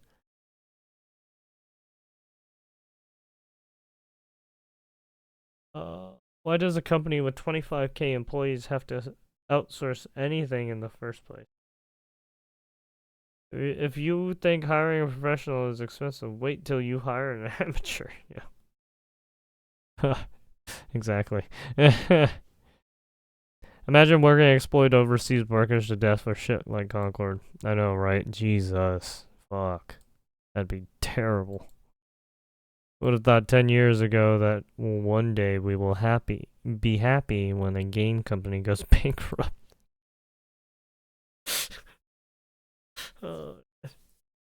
Is it? Am I the bad guy? Am I the bad guy for just wanting to see the world burn? I'm shocked. I tell you that games journalists aren't reporting on malpractice in the games industry and are instead attacking gamers. Yeah, I know, right? Right. I mean, there's medical malpractice. There's fucking right. There's journalist malpractice. I mean, the fucking look at CNN and MSNBC motherfuckers just lying about shit constantly. Biden lying about shit constantly. Motherfucker's just about to get out and he just keeps fucking shit up. The gaming industry used to be simple, make a good product people will buy. Now it becomes overly complicated, yeah. Well, I mean, it's not that. There are still some game companies that are still making some good products for customers. It's just not a lot of them are, right? There's few and far between, right? It's much smaller now. Right, you gotta look at like indie devs now and like AA companies. You gotta look at the other companies. I mean, and then maybe the occasional AAA company might show something off that's actually enjoyable. This was in Indonesia. There was an investigation alleged for workplace malpractice. Ubisoft Singapore. Oh yeah, Singapore. Yeah, Singapore also. Oh, the video made that time. What made it worse was the subsidies by the government. Just to be now to oh shit. It has a new video online, super fast for me. We have a UU SIPTA Kurja that states pregnant mothers and their husbands could take fully paid leave for 3 months up to 6 months during condition, and in the same constitution. It is also stated the obligation to pay for the overtime who worked more than 8 hours a day or 40 a week. So there is a law for it. Oh. While the police isn't helpful, the employees themselves are possibly pressured not to bring it up to court since they could definitely resolve the court and bring up eyes to the case. Kwan Sherry Lai herself isn't Indonesian. She's a Hong Kong national who escaped back to Hong Kong, so it's hard to hold her accountable. Also, in addition, there were also sexual harassment and death threats allegations in this case. Jesus. Fucking hell. That is rough. Ubisoft shot themselves in the foot so much, doubt they got toes left. Yeah, I mean, what can you do, man? These companies will run themselves to the ground if when they make the choices they make, right? They made the choices they made, right? It's not like they didn't. It's not like they were talking to their customers. No, they made these choices knowing that shit might go downhill. And here we go. We're downhill. I mean. I hate to say it, but a lot of some of the well, I shouldn't say a lot, but some of these companies don't account for the future, and instead they account for the short term, and then that's what screws them. And they don't opt for the long term; they opt for the short term. The reason not to buy AC Shadows, other Ubisoft titles, aside from them being boring games by number kind of trash. Beware of anyone claiming moral superiority. Yeah. I hate to say it, but yeah. Nowadays, it's not, right. It's not. You can't be friends with everyone nowadays, right? You're gonna have to fucking cut some people off sometimes. You can thank one thing for this: corporatism. In a creative environment, everyone pushes to create a product, but are answerable to the one thing they must always remember. They are making products for customers. That is true, right? As a developer, you are making a product for a customer. The customer does not care how said product is made. They just want said product to function the way said product was said to be made, right? The AAA industry now is the run shareholder hoping to make a quick profit. But the bottom falls out like it already is done. So quick, easy profits are the objective. So going to outsource companies is a way to... Sorry, I'm getting tired. It's getting late. Theoretically get through the nightmare of administration in a corporate setting. But games development requires a constant stream of developing from creatives. As my friend said, making games is a marathon, not a sprint. That is correct. And you can take that to pretty much anything, right? Especially look, when you're doing a career, you gotta slow down, right? It's not a sprint. You gotta go in for the long haul. You gotta go in for that triathlon, right? Your marathon. You're going for long game. Sorry, that's just how some of these jobs and careers are. You make a product and remake it to the point where it can be released. Yep. Yeah, and as programmers and coders, you said 24-hour stream. You shut up. I'm not doing that. You made a point where, yeah, I mean, as a coder and programmer, you kind of have to. You're remaking a lot of things from the base up. Every time you start with a new company or whenever you're making a product sometimes, or right, a whole new product, you got to start from the ground up every time. So, yeah. So, I mean, you're going to be remaking a lot of shit in a sense. Whether it's new or old. Right. Not only that, but you have to refactor your code a lot sometimes. Because maybe you need it in a different structure to add other things. So yeah. Hell yeah, Bromy had to try. Having that sort of thing happen is impossible now, as you've outsourced that to someone else, so you can't iterate on the product you're making. And this is another reason why games are spending 5 to 7 years in development and come out half broken half of the time. Devs aren't allowed to be creative and fix bugs. They instead have to work as a cog in the machine. Industrializing games development and the death of the AAA industry, and why indies are kicking ass. Ubisoft right now, yeah. I mean, yeah, taking the instance of Baldur's Gate 3. They were basically a passion project, right? They were building it and not caring about their revenue and profit. They literally were making the game out of love, right? Love for the fucking game, literally.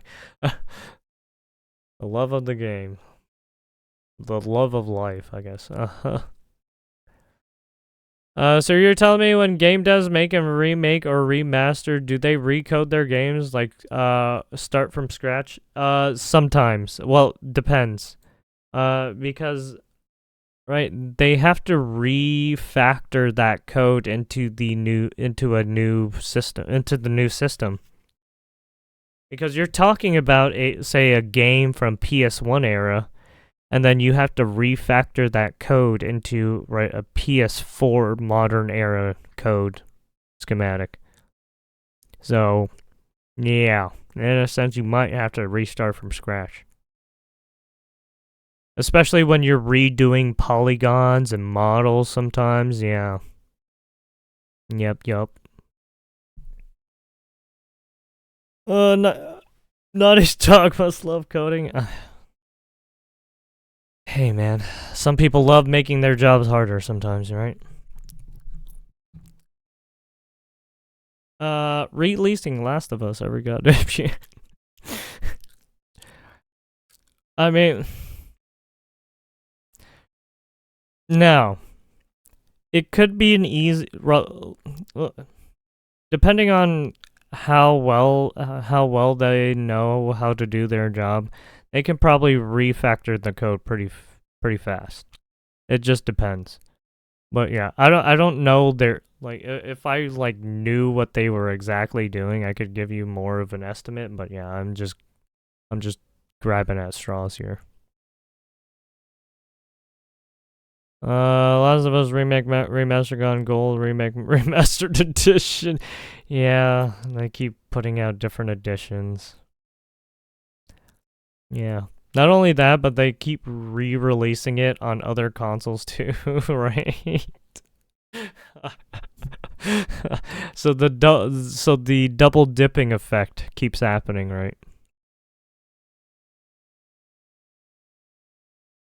Because not everyone has the same console sometimes, or everyone has or they get multiple of different consoles. But yeah.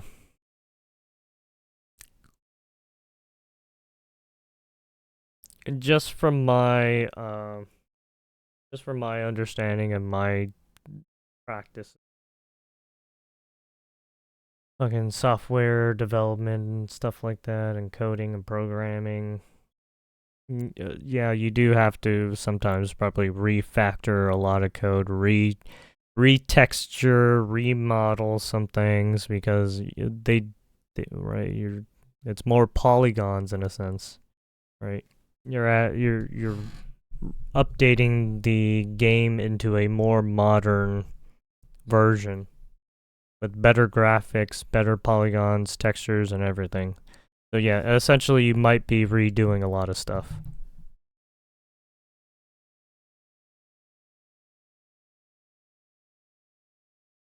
You will be redoing a lot of stuff.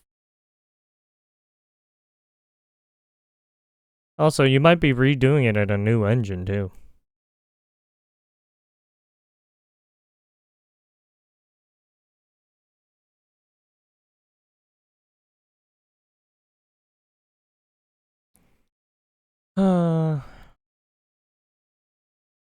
More people need to shine light on the topic. I mean, there has been a lot of people who've been talking. Well, it's been happening more and more in the gaming industry now. That's for sure. I mean, right. With the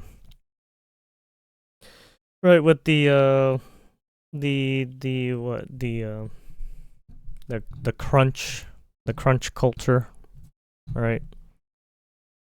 But yeah, I mean, like I said, a lot of people have talked about this over the years. It's just a lot of people keep forgetting or misremembering things, right? But yeah, I mean or there's new people entering the space and they don't really know because they're new.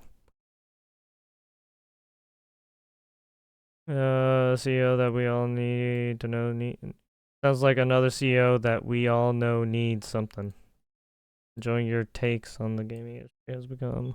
Wonder if the constant outsourcing could also explain the epidemic of poorly optimized games we had recently. Yes, I would assume so. I would assume so as well. Depending on if they're because they are quality. They do have quality assurance sometimes, and they do outsource that. I'm pretty sure sometimes. So, yeah. Seems insane to me that many games now outright require DLSS, FSR, and frame generation to get a stable frame rate. NTA to cover up all the graphical artifact. Yeah, I think companies have been trying to rely on this a lot because for some reason, I don't know why. I guess because they've been trying to push out to get us to pay it from. But yeah, they need to stop doing this. They need to just fucking fix their goddamn buggy games, to be honest. Just fix it. Stop leaving it up to the goddamn modders. Like, literally, look at Fallout sometimes. Elden Ring, right? I mean, not Elden Ring. Elder Scrolls. Right. Fucking Cyberpunk 2077 at the beginning, right? A lot of modders had to mod the fucking game just to fix it a bit. Like, oh my god. Games simply aren't made to look good at 1080p anymore. Yeah. Instead, they just offload it to to the modders like Bethesda. Which might be fine if it wasn't still the dominant resolution for PC gaming, you know.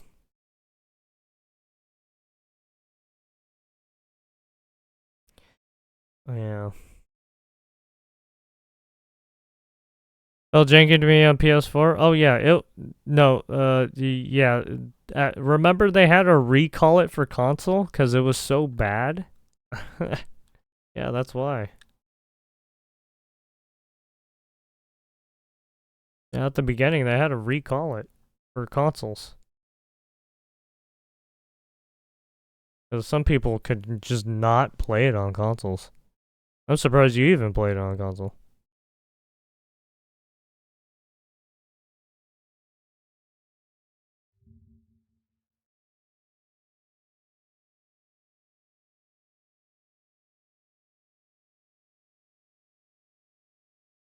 Dude, Australia's getting fucked up right now. Holy shit, dude. He's going wild. What's a recall? Like refund it and re-release it? Yes.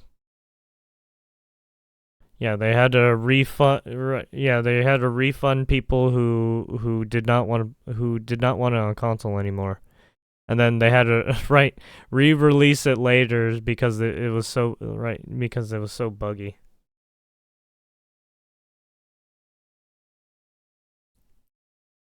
I think it took them like a couple months or something. Or like 6 months, maybe. I don't remember how long it was. But it took a bit.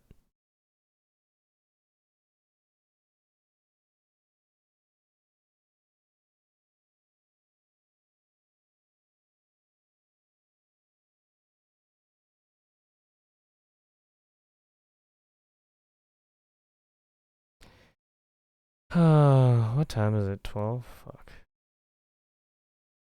I think I should go. 'Cause I gotta fix my sleep schedule. And and I'm hungry. I am hungry. This is eugenics. Uh-oh. Anything else? Anything else?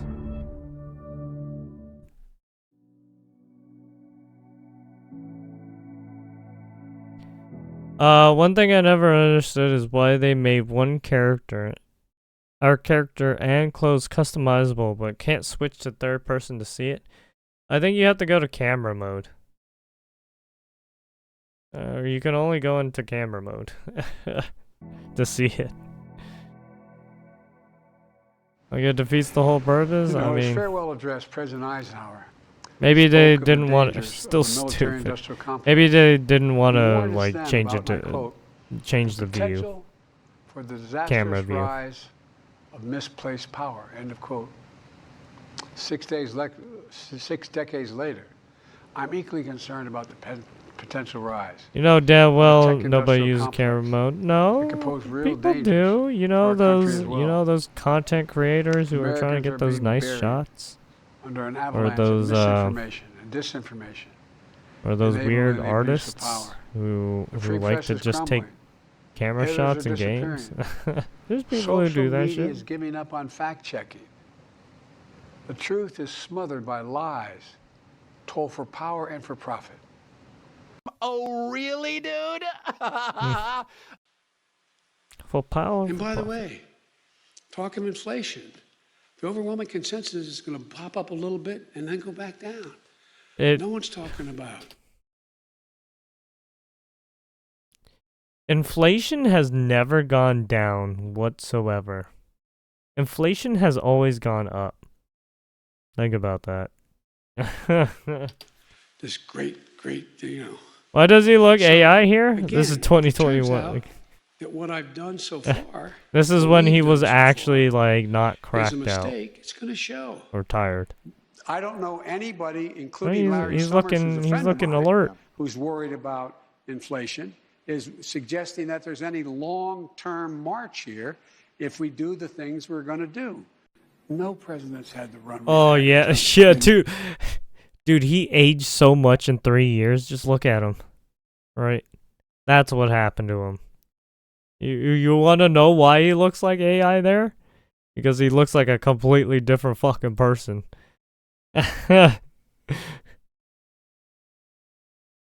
Holy. Look at that, dude. Fucking completely different.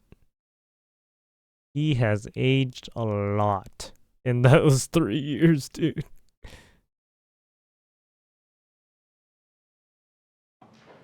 That the only reason the border is not secure is Donald Trump. You're okay. You're not going to get COVID if you have it. these vaccinations. Also, people extremely think he's also, people think he's a body double because of this, right? Because he looks so fucking different. But no, that's just him aging. I'm extremely proud of my son Hunter. He has overcome an addiction. He's one of the brightest, most decent men I know, and I am satisfied that I'm not going to do anything. I said I'd abide by the jury decision, and I will do that, and I will not pardon him. The truth is smothered by lies, told for power and for profit. Yeah, you can say that again. Yeah. Fuck.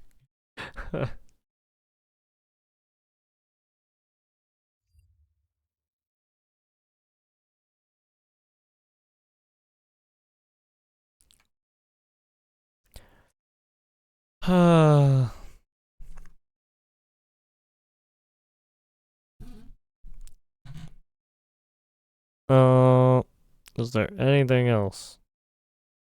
They could have gotten their legs crushed in between these two boats crashing into each other. And I saw the top of the boat, and I thought, can I land on the top of a boat 6 feet to 8 feet away? I think I can do that. I just counted in my head, 1, 2, 3, boom, and I just jumped on the top of the boat. I can just still hear the sound of that crunching noise when I imagine jumping onto that lifeboat.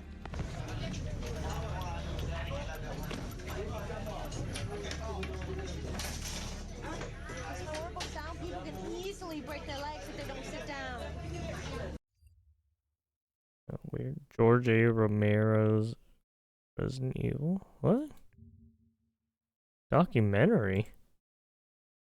Does he just talk about it? They're coming to get you, Barbara. They're coming to get you, Barbara. Yeah, they're dead. They're coming to get you, George's Barbara. films literally changed the face of horror as we know it. Oh, yeah. Capcom didn't hide the fact that the games were inspired directly by George Romero's films. At that time, there was nothing more I wanted than a live-action Resident Evil movie. And George is making Resident Evil. Resident Evil. And then suddenly, the plug was pulled on this. Having him involved would have had the potential for him to leave a blueprint. How did we not get this? You can tell he had misgivings about doing the zombie project with someone else. This film just feels so much more gory, so much more violent, and so much more angry.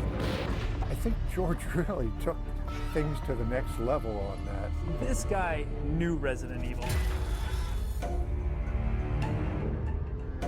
He would not sell his soul just to get a film done. I think that they're buying you. The Resident Evil series exists because of him. He'll never be forgotten. Remember, he wrote, "When there's no room in hell, I'll see you in Pittsburgh." George A. Romero's Resident Evil. Everyone's gonna die. Everyone's gonna die. I'm coming to your house to get you. Oh, in real life.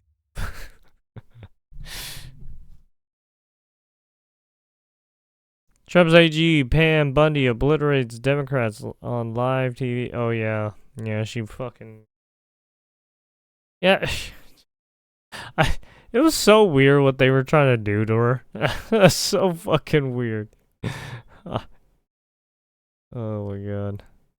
Yeah, she fucking roasted some of them. It was fucking hilarious.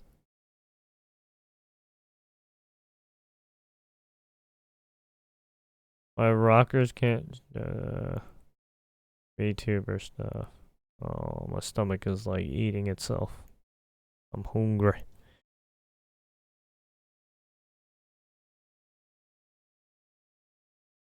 Exodus gameplay trailer, The Traveler's Creed.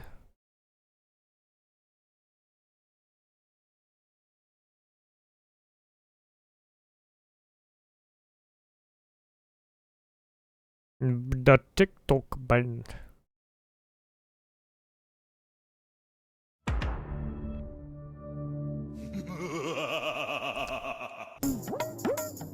I'm here to answer your questions, not your homework, and stay free.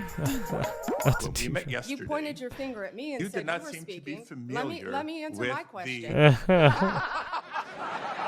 A few I'm not gonna be questions. bullied by you, Clause, the Senator 14th Padilla. Amendment of the United States of America, which was deeply disappointing.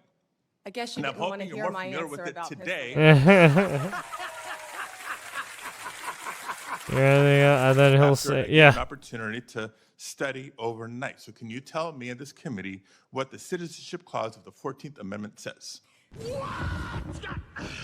Senator, I'm here to answer your questions. I'm not here to do your homework and study for you. If I am confirmed no, as you're the Attorney one General... Get fucked. Yeah, it's weird what some of these politicians do, because they just ask a bunch of questions, and then they just shit on the person, and then just keep asking. It's like, what the fuck? What kind of fucking stupid mind games are you trying to play, you fucking retard?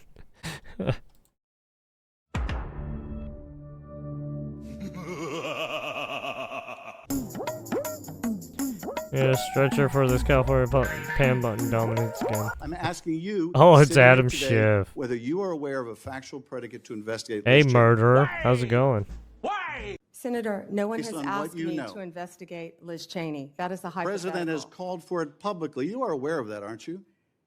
No one has asked me to investigate But the president Liz. has We're called- also the worried president- about Liz Cheney, the Senator. president has.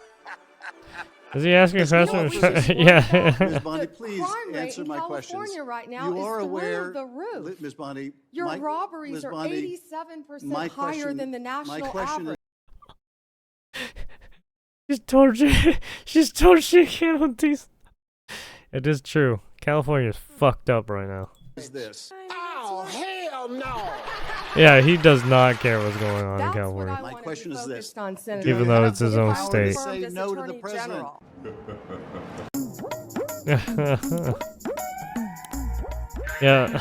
yeah, Gavin Newsom doesn't care.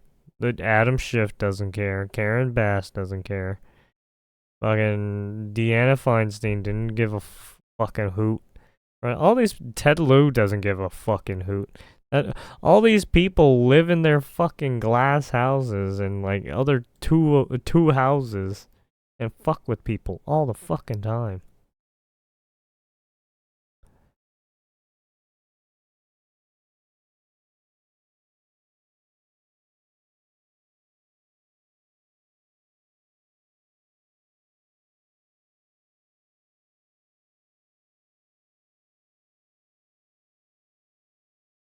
Resident Evil is finally out. Today we're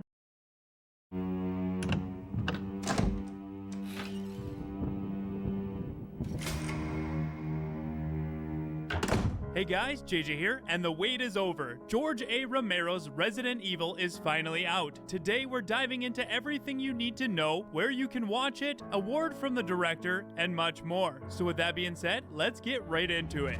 George A. Romero's Resident Evil.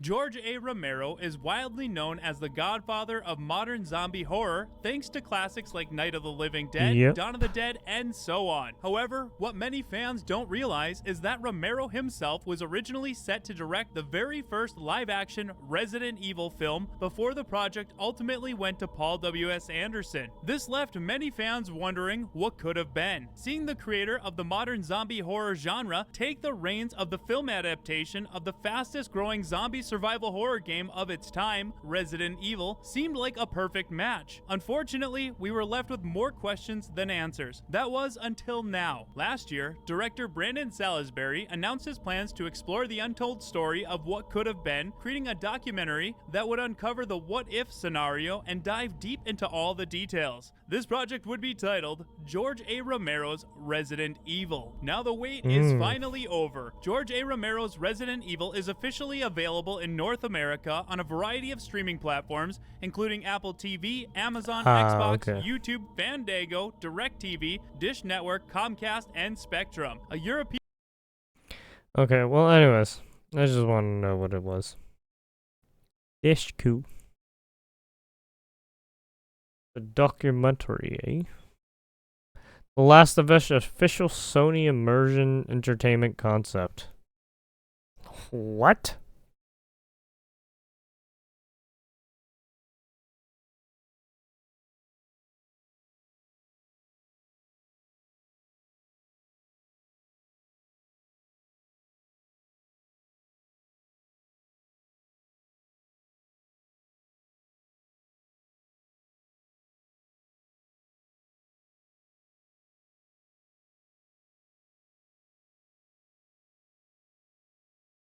Plenty of cold ahead as well as AccuWeather's Jeff Big Cornish blast across the tells us. eastern Good morning, U.S. Jeff.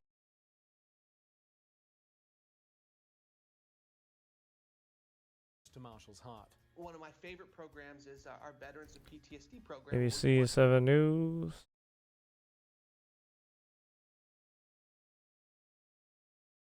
Reboot.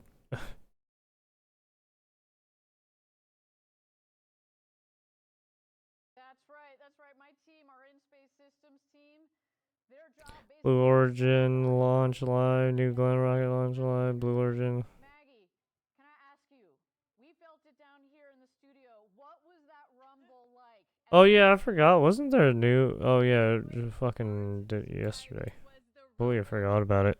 Rocket.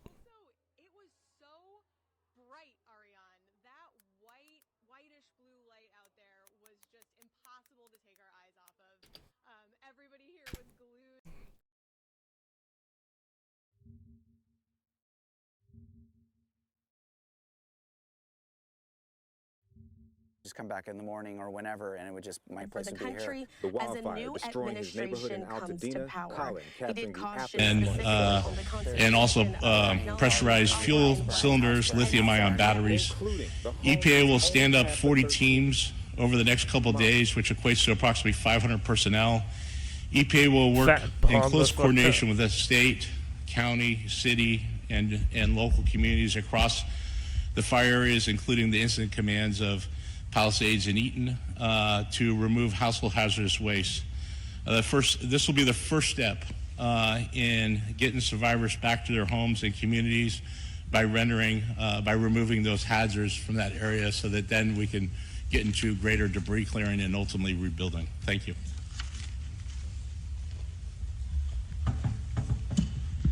Helen Chavez Garcia, Communications Director for Chair Catherine Barger.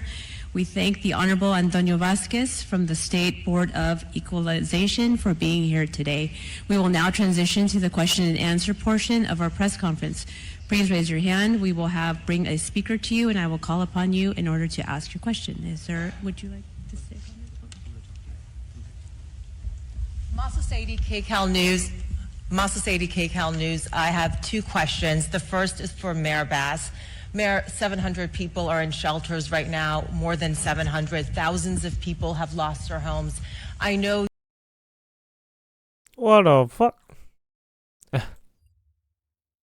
Looking at this sign, it says Altadena strong, we will rebuild. This is what residents will see when they're finally able to get back to their neighborhoods to see the damage. Speaking of rebuilding, Colin has insurance, and he says that he is working. Woman welcomes illegal immigrants onto her property and she gets beat the fuck up, huh? Donated supplies right now. He needs the community to give out gift cards, give the church gift cards, so that he can give those to the people impacted by these wildfires. Oh, they just set up on her property? Eyewitness News. Tim, thank you. Thousands of people lost their homes in these massive fires, and that's putting a strain on an already tight and extremely expensive housing market. Eyewitness News reporter Jory Rand continues our team coverage. He's live in Altadena with that part of this devastating firestorm story. Jory? Mark, we have been covering the housing crisis in LA for years. Upwards of 40,000 people living on the streets. Not enough units. The price is just too high, and now you add upwards of 10,000 homes destroyed here in Altadena and Pacific Palisades, and the tens of thousands of people that lived in all those homes suddenly flooding the market unexpectedly, and what was a housing crisis could become a catastrophe. In a city already with a housing crisis, things have just gotten a whole lot worse. The two most destructive fires in LA history left thousands suddenly without a home. We just don't have the affordable housing available for anyone, and so now that all these people are displaced, it is just very frightening. This is a crisis not only for fire victims, but for those who are already looking to get into the rental market, and for all those currently renting who are barely hanging on in a market as expensive as LA's. Stacey Abrams, this dumb bitch. Founded organization, fined $300K. Dana You're Coronado is a fucked. realtor who, along with her husband, is trying to get those who lost their homes into rental units. She grew emotional tonight, talking about families who are losing out housing. Get the fuck out of here, bitch. The New Georgia Project, an organization founded by by former Georgia Representative and gubernatorial candidate Stacey Abrams Yeah, for $300,000. Yeah, so this complaint Was- alleges violations no, of campaign Cory finance Bush law is the one with in the 2018 and in 2019. with the God Joe Ripley is joining complex. us now with what's behind this fine. Joe, we're talking about $300,000 here. This isn't a small fee. What did you find out? Not at all, Faith. This is actually the largest fine imposed by the State Ethics Commission ever. It comes after a multi-year investigation into complaints that the organization, the New Georgia Project, violated campaign finance laws and failed to report how much money it earned and spent. According to a consent order, the Georgia State Ethics Commission found the New Georgia Project violated campaign finance law tied to Democrat Stacey Abrams' run for governor in 2018 and the MARTA expansion referendum in Gwinnett County in 2019, both losing battles. In the consent order, the New Georgia Project admitted to the 16 violations, including I'm a gonna failure sleep, to bro. properly Good night, register bitch. with Alright, the get the Ethics fuck out of Commission here. and a failure to disclose more than $4 million in campaign contributions, plus more than $3 million in spending. In turn, the Ethics Commission fined the group $300,000, Have a the good largest night. campaign finance-related penalty in state history. The Ethics Commission first looked into a complaint in 2019, but a series of legal battles from the New Georgia Project delayed a decision for years.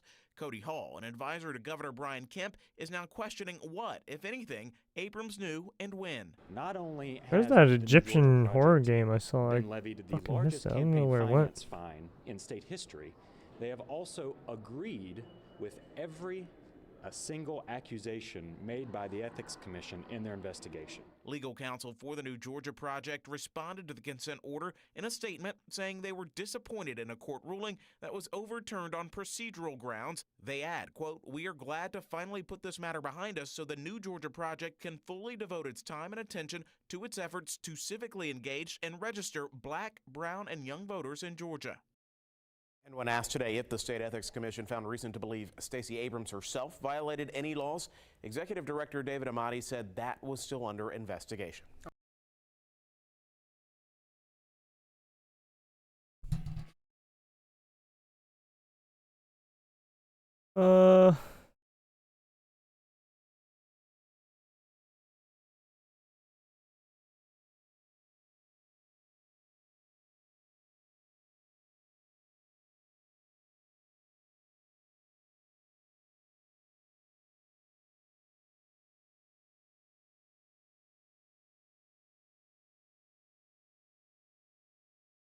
Do do do do do do do do.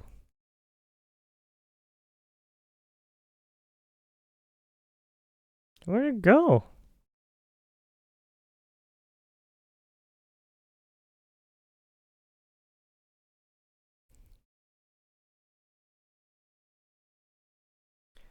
Grocery store let black people steal. Activists demand to let black people steal. Okay.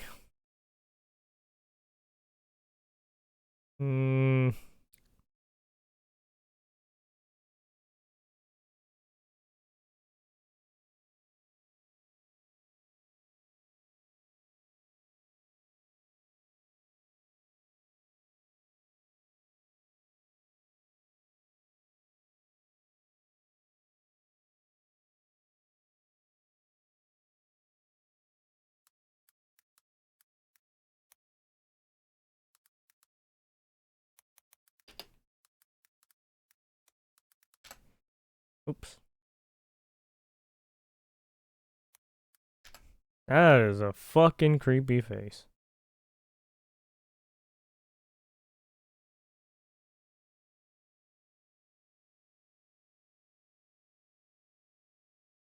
Oh, a mentee.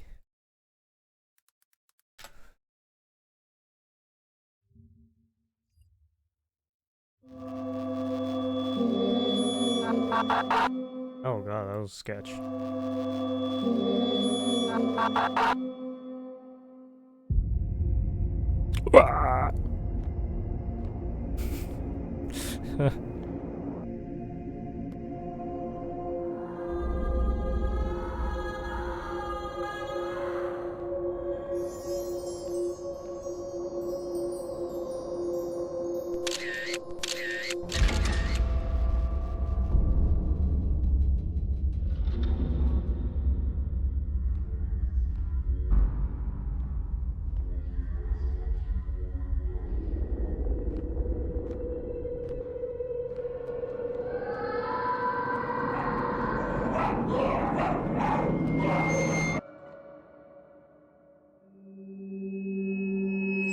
A mentee.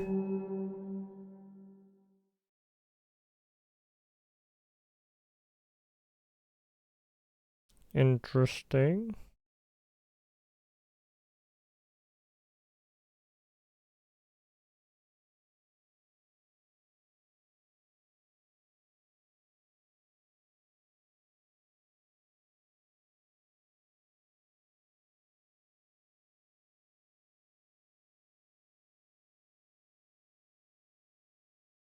What is this?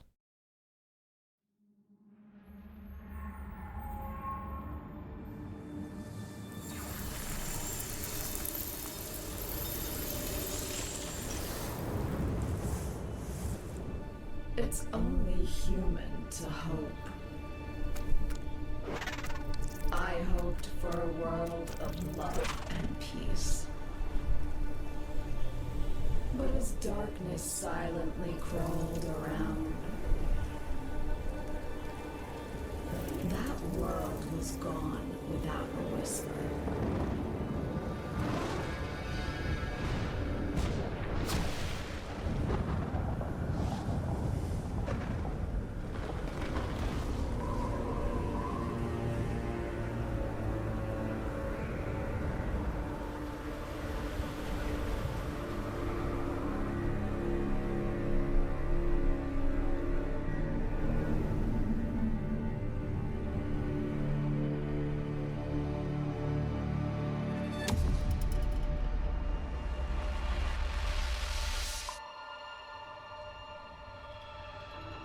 Hope is a lie, a trap. It shackles you, weakens you.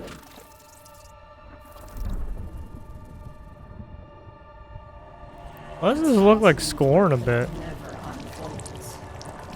But what is hope if not the willingness to sacrifice everything?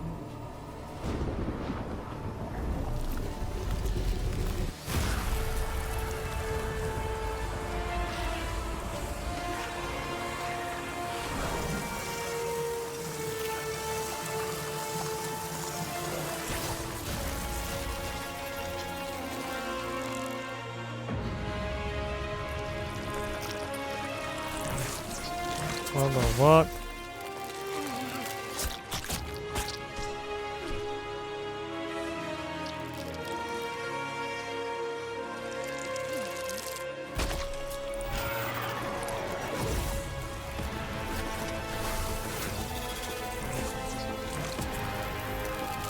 Oh, he's mutating.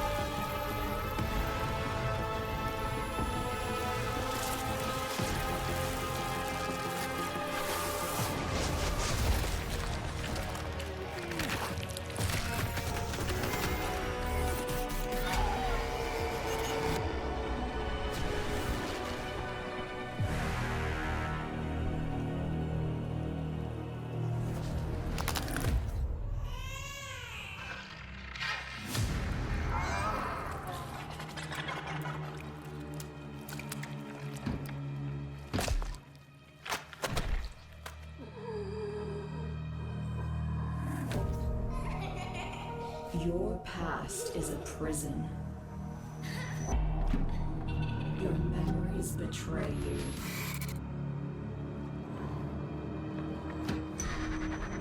And yet your destiny remains unwritten.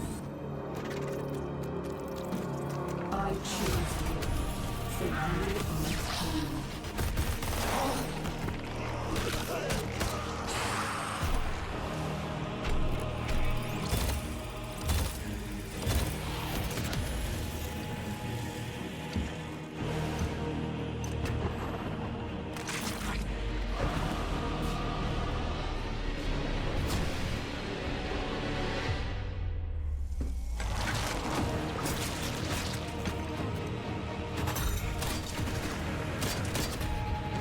Rise, be my wrath, my revenge.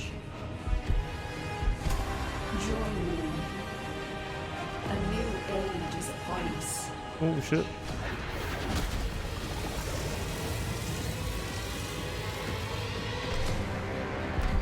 Abandon all mercy.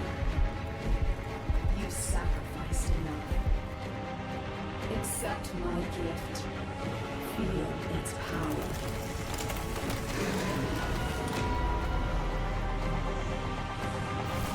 Let us unleash bloodshed and agony. The time for reckoning is now. Astro Pulse.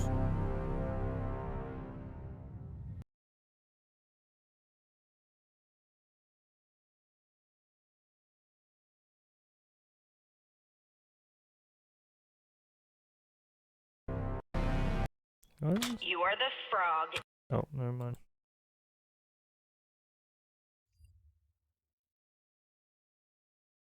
And on our first day, That's not it. Omega Day, 2067, we witnessed the end of the old world and the beginning of an unimaginable power. What power? What power? It unleashed the promise Oh, of our it's a big civilization. Oh, Forging not just a souls big robot. into steel, turning hope into a hunt for the fate of humanity. What the fuck? For Starfall. Steel Hunter. World premiere starts now. Oh. Oh, it was this game. Yeah, this one was like the, whatchamacallit? The, what's that fucking one game? No, I can't think of it right now. The robots. Titanfall, there we go. Yeah, this is like the Titanfall-esque game. Fighting with robots. Or like MechWarrior.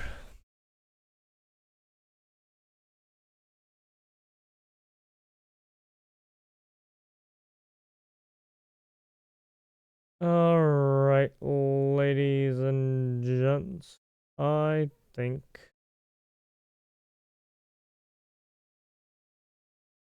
I'm just gonna call it today.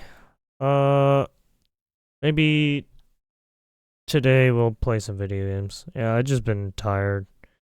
Fucking, I had a headache earlier and just, you know, it's been whatever. Hopefully I'll be okay later. Probably just gonna go get some food and then sleep. But yeah, thank you for watching. Much appreciated. Have a wonderful evening, day, night, whichever it may be.